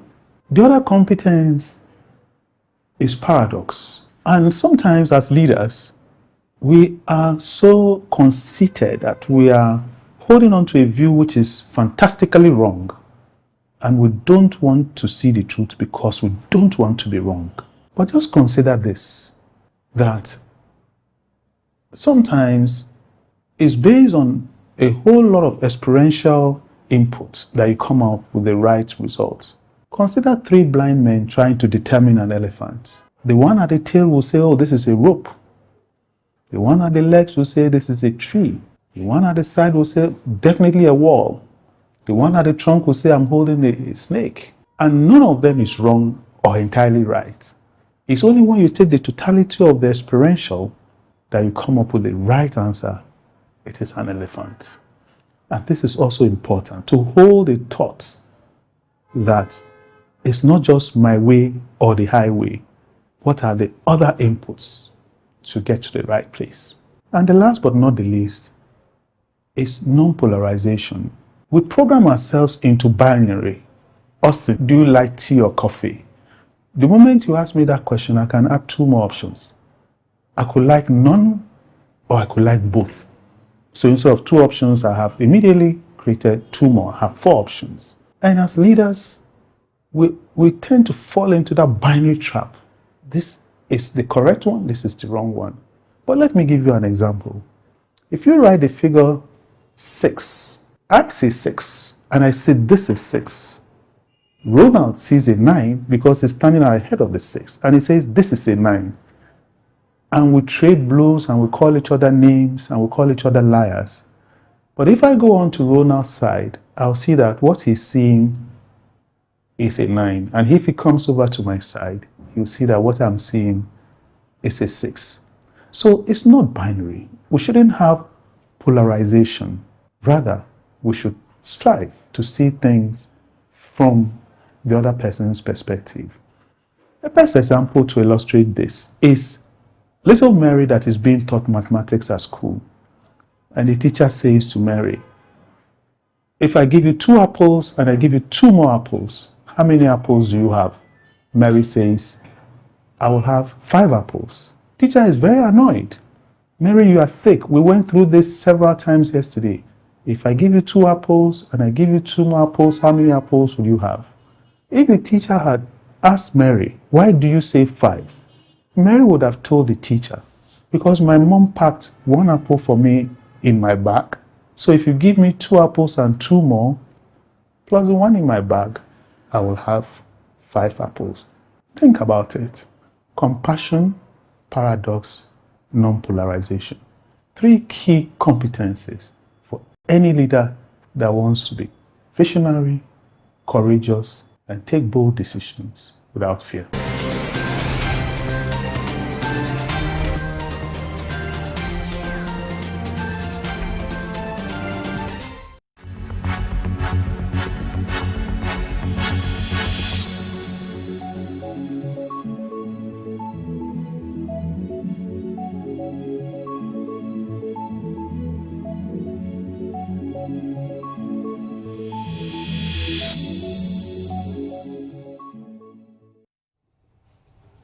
Glad to have you join us. It's still pre-independence special on Early Exchange, where we're looking at some of the critical sectors. We've been looking at the weighing, the losses, some of the lessons inherent for Nigeria since Nigeria gained independence in 1960 up to date. We're looking at some of these critical sectors. Earlier, we had to talk about the power sector. We talked about agri sector, and just a few minutes ago, we talked about the construction sector, and now we're going to look at the extractive industry, where we look at the potential and the resources inherent for Nigeria. What are the lessons Nigeria need to learn over the years? What is expected? This will be the thrust of our next discussion. But before we're joined by our guest, Blessing, our guest earlier talked about construction development in Nigeria. Yes. Where he kept placing emphasis on the need for government to wake up to its responsibility. I took him up on the issue of special courts, where he talked about the need to have a special court, because for me, I strongly believe in Nigeria, it's not the absence of the legal framework, you understand. It's just the political will. Just like what is playing out between the minister and some of these construction companies now, where the minister is insisting that they have to make use of concrete, while they are they are thinking of what is convenient. And he made reference to a particular example of a contractor who had gotten about over 400 million naira for a particular contract. And the minister was just being fair enough to say, okay, we won't even ask you to refund this money, but ensure that you do the needful. You see, that is the situation we are in. And I feel having a special court might not necessarily help the situation, but that is his own opinion. But he submitted that will make it faster, that will make it easier. But if that could also be a duplication of responsibility for judges, for lawyers, because I strongly believe it is not the absence of the legal framework. We have enough laws. Contractors who are defaulty should be sued and even taken to court, should be made to call, for their action, because they are responsible for their actions and inactions. So these are issues that are popping up, and I'm hoping that we'll have respite very soon. Yes, in the aspect of having the special courts, there are some sectors where people advocate special courts, but like you have already submitted, it's not about having special courts to handle these things. It's about enhancing the judicial system to fast-track things, to fast-track litigations, because you find that one of the reasons why people advocate for a special court, because they feel that the legal system or the judiciary is overburdened with different cases. So it takes quite a lot of time. But if you have a separate court, these cases are separated from that, and it's giving quick attention. It's about quick attention, not whether or not the legal system is unable to attend to them. So, but if we can just make it easy, or put some machinery in place to enhance justice system so that justice is served quickly, then I don't think there'll be need for any special court. And then when he talked about, when you asked the question of the use of concrete versus asphalt, and then he talked about how concrete is more durable, but he also gave consideration for some of the contractors who may have already ordered or placed orders for asphalt, but that's something that the minister is already looking at. But by and large, in every aspect of life or in every sector where people say we need special courts or we need a special system to attend to this, the main issue is the delay that we experience in the judicial system. That's the core of it. And that's one thing that I think should be addressed, rather than having separate call. Because if you have a separate call for construction companies, then when it comes to other matters, you need to have separate courts in all other areas. At the end of the day, who are the judges to sit on the matter? Who are the lawyers to adjudicate these issues? It is still lawyers from the legal system. So it takes us back to the same thing. Another takeaway from that is the issue of maintenance. Our culture, our attitude to maintenance when it comes to public infrastructure. Most importantly, infrastructure or projects that are owned by government. You have cases of abandoned projects. In fact, several of them. Get to the island, some of these former federal secretariats, you have some of these abandoned buildings.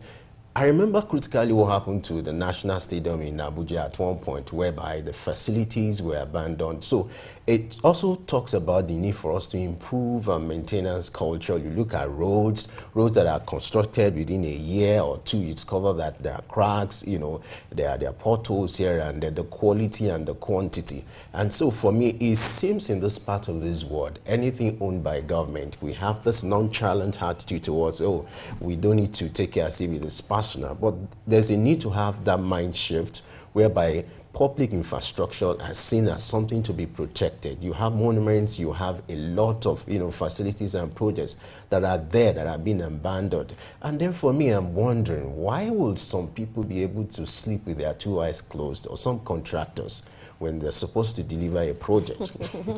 I think that gets a very simple answer. Why wouldn't they sleep with your two eyes closed? We live in a time when greed is so much. It's basically about greed, because when contractors squander money that was earmarked for the construction of different facilities, it's because they want to use that money for their own personal needs. So it's about greed. And because there is no commensurate penalty attached to these crimes, and then it becomes the order of the day.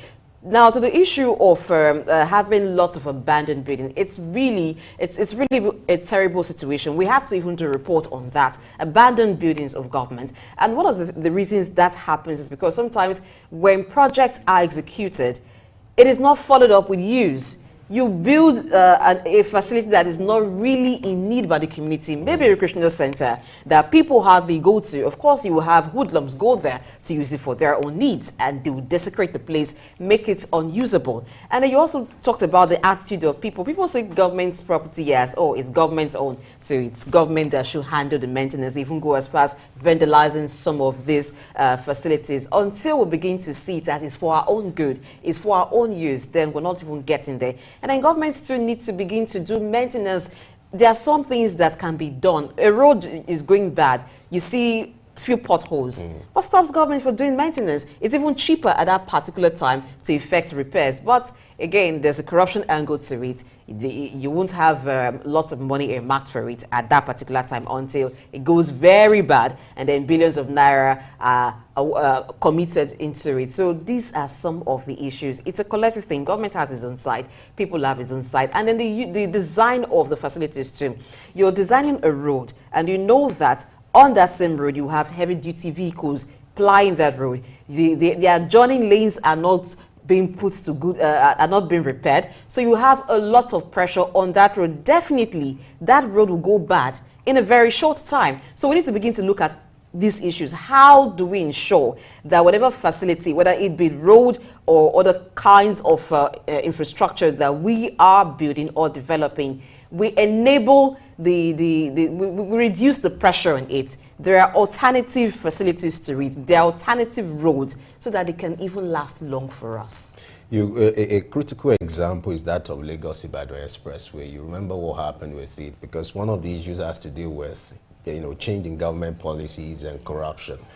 Over time, that road or that expressway has been awarded since 1999 up to date. Thank God for the last administration who was able to, construct and finish the construction. And that has been, what you call policy somersault, a situation Yes. where changing government will affect governance or will affect the lifespan of a project. And so these are also part of the issues that has to be addressed if we need to get to where we need to get to. All right, let's go on a short break now. When we return, we'll reconnect with our guest and the discussion will get going. Stay with us.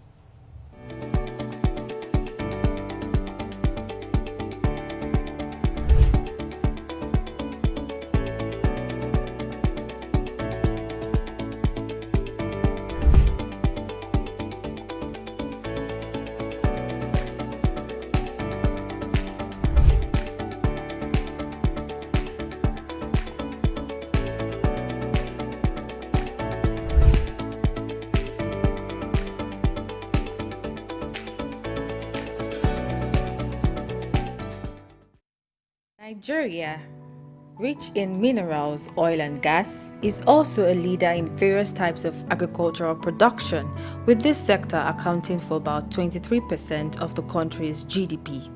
Some of its agricultural produce includes palm oil, cocoa beans, pineapple, and sorghum. And to sustain supply, key stakeholders including farmers, government agencies, and consumers has a role to play. Agriculture's significance lies in its ability to feed global populations, generate employment opportunities, and bolster economies. In today's changing world, farming, like other professions, has also embraced technology to enhance productivity, but faces formidable challenges such as climate change, resource depletion, and access to supply. To address these issues, a smarter and environmentally conscious approach to farming is required.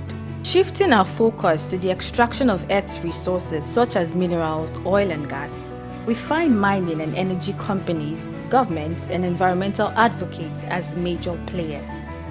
This extraction is driven by the need for energy, manufacturing, and economic gains, and this occurs worldwide, especially in regions rich in underground resources. Technology has also brought both immense advantages and adverse consequences, including environmental degradation, resource overuse, and geopolitical conflicts. Therefore, regulations and the exploration of alternative energy sources are vital to mitigate these challenges. Both agriculture and resource extraction have contributed positively to economic growth and human needs, but have also inflicted harm on the environment. Sustainable farming practices that prioritize environmental preservation and resource-efficient mining methods must be embraced to ensure the continuity of these crucial industries for the betterment of the society. Alfreda Ambe-Bassi, Souk News.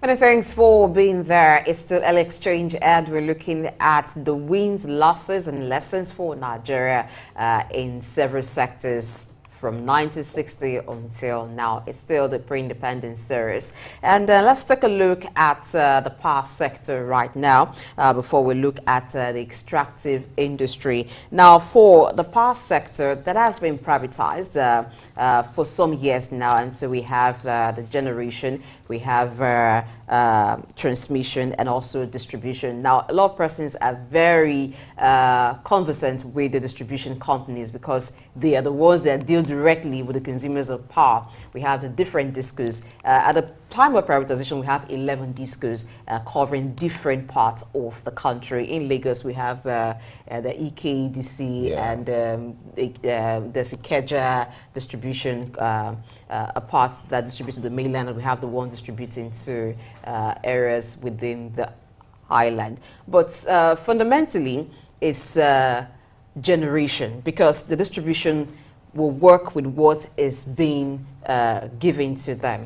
So Nigeria has for a long time been generating less than 20,000 megawatts of power, and that is not enough to go around the country and ensure that there is sustainable power supply. And a lot of persons make up for the shortfall with the use of generators, which they power with petrol, diesel, and that cuts into the profit of business people a lot. And several times the national grid has collapsed. Yes, several times it has collapsed, and transmission has assured us when it does happen that, oh, they're working on it, it will not happen, but we've seen that it also happens. And this is a time when there's been so much talk about renewable energy, alternative source of energy, rather than depending on just the national grid. And we know that the national grid has been powered by hydro power, it's hydro-powered, but we have other resources that we can begin to look at in ensuring that there is increased generation of power and is also sustainable. But in your assessment, what has been the challenges? Billions of naira have been committed to the power sector year after year. We've seen one administration after the other committing so much money into it. But it's to a good extent, it looks like putting water into a basket because we've not seen the gains exactly from the sector. What do we do about the power sector? It bothers me when you look at the power sector in Nigeria. It has the capacity to generate more than 20 megawatts. But what we have is just between 3,000 and 5,000. Today it is 5,000. The next day it reduces to 3,000. So it's oscillating between 3,000 and 5,000 megawatts. Which is very poor. Which is very poor. But the fundamental issue has to be the fact that when it comes to electricity, it's on the exclusive list. What that means, not until recently why we have the electricity bill signed by President Tinubu, what that means is even if you have to generate as a state level or at the local level, you still have to connect it to the national grid. And what that means is if you look at the capacity of the national, that's why you keep having collapse here and there, because our problem is not even the issue of generation, it's the issue of transmission. Because if you look at the infrastructure, the facilities are obsolete and needs to be upgraded. But with what we have, you know, or before President Tinubu signed that bill into law, electricity has been on exclusive list. I remember a situation, even the former governor of Rivers State, who made an arrangement to generate, but couldn't make use of it because they needed to connect to the national grid. So it has been an age-long crisis whereby if this thing is going to be unbundled, you have to address the legal framework surrounding power supply in Nigeria. And I'm happy recently that one of the things Tinubu did when he came on board was to sign the electricity bill into law, which means it empowers local government, state government to start looking at homegrown solutions without depending on the federal level. So it means a company can just decide, okay, for this particular community, I want to engage in supplying energy to this particular community. You commercialize it and you make your money. So I'm hoping that local government agencies, private entities can take advantage of this electricity bill signed into law to make that sector. Yeah, some states have already started doing things in that regard. For instance, Edo State's government has keyed into that and generates its own power to support some businesses, because the state has a business hub. So some businesses, particularly manufacturers, had to move to that hub because they're assured of steady power supply. And this doesn't come from the national grid, it comes from the state generated power. So it's something that a lot of state governments can do, local governments can do. But when you talk about local governments in Nigeria, we all know the issue with local government administration in Nigeria. Funding would be one thing, because it's going to be capital intensive to embark upon. But you talked about transmission being the predominant issue here. I quite agree. But you know that since the power sector was moved from government, being when we had NEPA, when we had PHCN, and then we now had the different arms, so to speak, so in charge of power. There's been a lot of buck passing. When you talk about obsolete infrastructure, some will tell you, oh, government has this, that's government's duty to do. This is what we have to do, particularly from the distribution. When you talk about when you talk about energy leakages and all of that, they complain, oh, the infrastructures are obsolete, and then government needs to upgrade them. But you're looking at it from the business side, that this is a business, so how come it is government's duty? But we have Idausa Osamaze in the studio, and he will help us look at the issues with the power sector in Nigeria. Good morning, sir. Welcome to the show. Good morning, Femi. Blessing. Good morning. Glad to have you join morning. Okay, we've been looking at the power sector, and we've talked about generation. We've also looked at transmission. But exactly where is the issue? How do we solve this issue of not having enough power? Well, I think all the three sectors at the moment all have their own peculiar issues, even when, of course, it has been broken down to upstream, downstream, and midstream.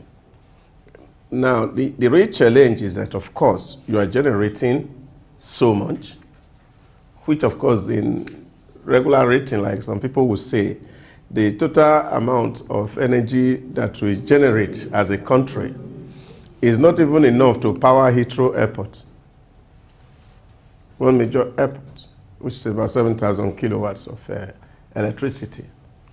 And now you generate that 7,000, and about 50% of the 7,000 is lost in transmission. So this is the situation. So you generate 7,000 kilowatts, for example, and what is available for eventual distribution is 3,500. Now, there are a whole lot of issues that are associated with the energy loss for moving from one place to another. And again, like you have rightly mentioned, you're speaking to obsolete infrastructure, as it were, ability to be able to have a throughput system where, of course, what you generate, yeah, I'm not saying that there will not be losses, but at least it should be minute or insignificant. So if you lose 50% of what you generate, you can imagine the volume of resource that's wasted. And this is why the sector seems not to be very profitable. Now, what you generate, you take to the transmission, and then is with transmission. And then you also have a problem of DISCO having the capacity to even take the 50%. And then, of course, suffer some measure of losses. And then we speak to issues of grid collapse. Every now and then, it's collapsing because, again, the infrastructure are not there. And I think these are the real critical issues that faces the power sector. And like Femi has said earlier on, it is because over the time, regulations from the government had actually made that sector not to work. And I think that's where, of course, people can now begin to look at how do we really create what they call the energy exchange market, so that even individuals can start to contribute to the national grid. And then you have the exchange buy up the grid. So we have one basket, you have different baskets. Even small unit of people contributing, put it into the national grid. Then you sell to the national grid. And when the powers are traded, you get money for generation. And then you can improve on the infrastructure for transmission and the infrastructure for distribution. And until we make energy substantially profitable investment, you're not likely to see enough of participation. But I think we thank God that a lot of people are in that sector right now. Geregu is doing a lot of power too. So all this will really show up this sector and make it really desirable. But you need to make it profitable. In other words, if I'm a businessman and I want to put money in power sector, then I should be able to charge responsible and reasonable fee that will cover my overhead and my investment costs. Before we shift to the extractive industry, because we're looking at both power and extractive industry, I would like you to talk about the privatization that happened in 2013, where Nigerians, had this hope that it's going to be the respite, it's going to be the solution to the problem of erratic power supply in Nigeria. But here we are. What actually went wrong? Well, a few things I'll say. Number one was the privatization was not wholesale. It was only the distribution that was privatized. Now, if you have issues with generation and you have issues with transmission, privatizing distribution alone will not ultimately solve the problem. So that is the things that you saw. So what was done is that you see, okay, you have fundamental problem with generation. Assume that everything was right with distribution. Discos were functional. We don't really have the energy to distribute. So that's one part of the challenge. Number two challenge was the fact that what was the quality of the competence and the expertise of those who bought these things? Did they have the wherewithal to actually invest in this sector?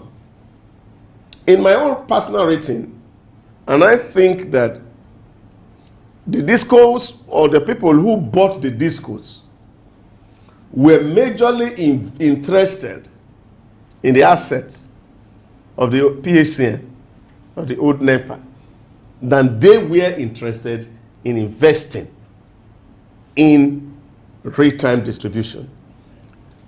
Today, nobody is still doing wire up across the road. People are passing cable underground. We have not seen that happen, not even in Lagos. Not to talk about the lesser community. Now, these are issues that have to do with distribution. We would hope by now that our cables are underground such that the weather necessarily will not have friction with the supply of electricity. And that's why when you see there is storm, then of course NEPA goes away. Because nobody has invested in those infrastructures. Some of the transformers are all old and outdated. They are even out of technology. In cases, you even see people buying transformer and have to even pay NEPA to come and do installation or disco. So these are issues. So which means those who actually said they wanted to buy the disco, they didn't have the wherewithal. In short, it was even rumored at that time that, of course, the federal government has even to support some of them to be able to even pay the fee. Give them bailout. So this is the real issue. because there were a lot of consideration in giving these things out. And I think this is where this government will need to really sit up to see that, yes, anything that is worth doing well. If we want to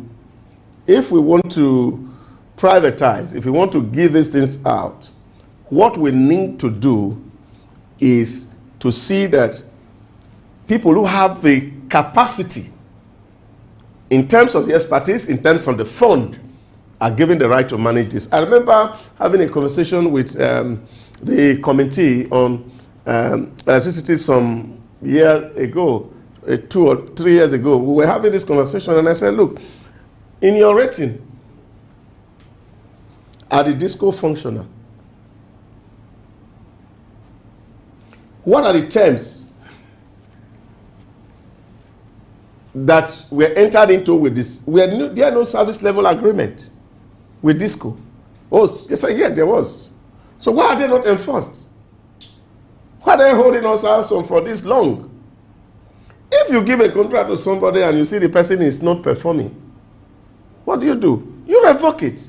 Now we're even having disco with receiver managership. So these are really critical issues that people who have no capacity got to buy inefficiency and they made it more inefficient. So this is some of the challenges that you see in that sector. So at distribution, at the generation side, we are still having issues because we are not having enough. We need to generate 50 to 70,000 megawatts so that even we can sell to other people. And like I said, at the distribution level, there's also a problem. Even metering, we have not spoken to that also, because we can't even determine the quantum of consumption, actual consumption. Because most of the things you see, they are still all on estimated valuation. So until you can actually have actual valuation of what is consumed, you will not be able to really know what is the size of the energy you need really. And that will determine what kind of facility we need to put on ground for generation, transmission, and then distribution. And then, of course, we are not going to rely on the old source that the conventional source we're known to be using, and the world is shifting since into non-renewable sources of energy. And again, that takes us to what you're talking about, the extraction, and things that we are taking out that are not replenishable, and the implication is having for the entire society and humankind. All right, now that you've taken us successfully into the extractive industry, let's look at it. Now, this comprises not just of solid minerals, we also have oil exploration going on in Nigeria. And forestry. Yes, and over the years, Nigeria has depended solely on oil. Yeah. But we've seen the reality now that is not sustainable, and so Nigeria is looking towards other areas where it can shore up its revenue. Looking at the solid minerals, which is the first place Nigeria is looking to. We've seen that we still do the primary exploration where we extract and then we sell it off. Now, there have been so much talk about how Nigeria can build that. How can we do that to ensure that going forward, Nigeria will be celebrating 63 years on October 1st. Going forward, we reap the gains from this industry. Not just some gains, but the full gains. Well, why we look at reaping the gain, I think it's much more important for us to also see how much we can also look at the devastation that has happened over the last 63 years of extractions and mining and deforestation, as it has altered and dislocated the natural habitat God has given to us.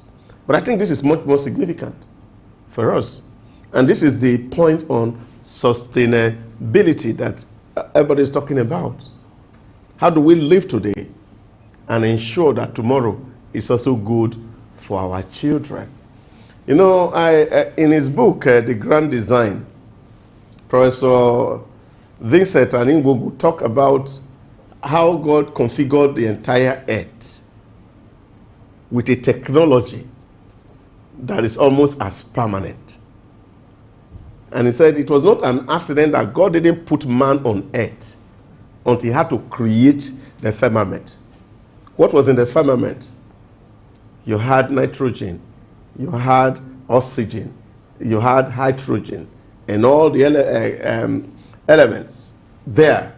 God put it in place, then put plants on the earth to generate some oxygen level. And as of course the energy level is generated, of course the plant needed a lot of carbon dioxide, which of course come out from human activity.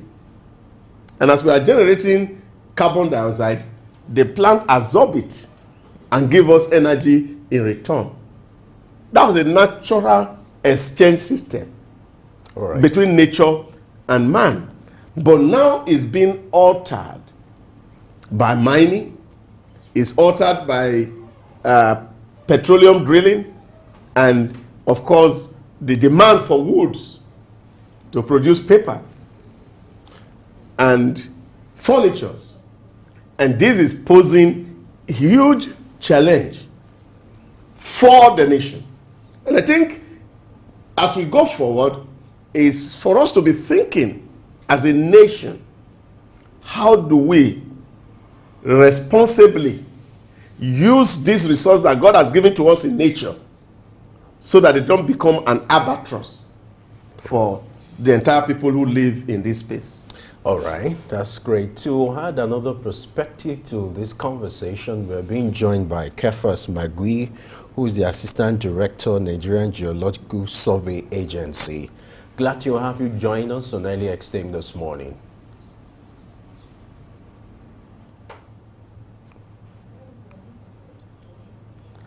All right, if you can hear me, okay, I would like, can you please unmute your device if you can hear me, or if you can't hear me? I hope you can hear me now.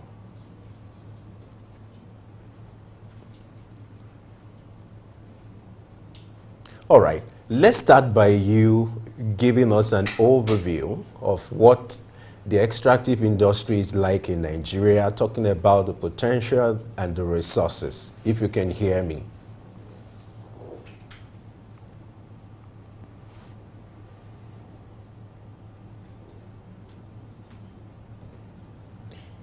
Please, can you unmute your device so that we can have a smooth conversation? Okay, let me come back to Idahosa now while we're waiting for him to reconnect with us. You know, the extractive industry is also critical, like what he was trying to say, talking about the need to look away from oil. The attention has been that, okay, we're looking at oil. So you were talking about the need for us to exploit other resources. Now, Nigeria has over 40 solid minerals, and with the new minister coming on board, you have new roadmaps, you know, being enlisted or being released in order to take advantage of these resources. Talk to us. What do you think should be done in order to be able to tap the potential inherent in this industry? Yeah, and that is a point that I have made. It's not just about the resources we are going to get out of it. You see, we can ask rich people to come take all the solid minerals that we can name.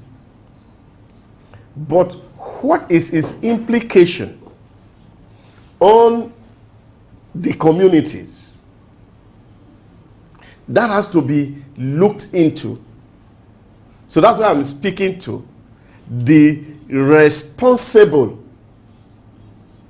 mining of these nature-giving resources. Yes, they're all there. And I'm also very sure that God, who in his wisdom put these things in place, didn't put them in place only for us to generate revenue from it. All right, I learned Kefas is back. If you can hear me, thanks for joining us on Early Exchange. We appreciate your commitment and dedication to this program.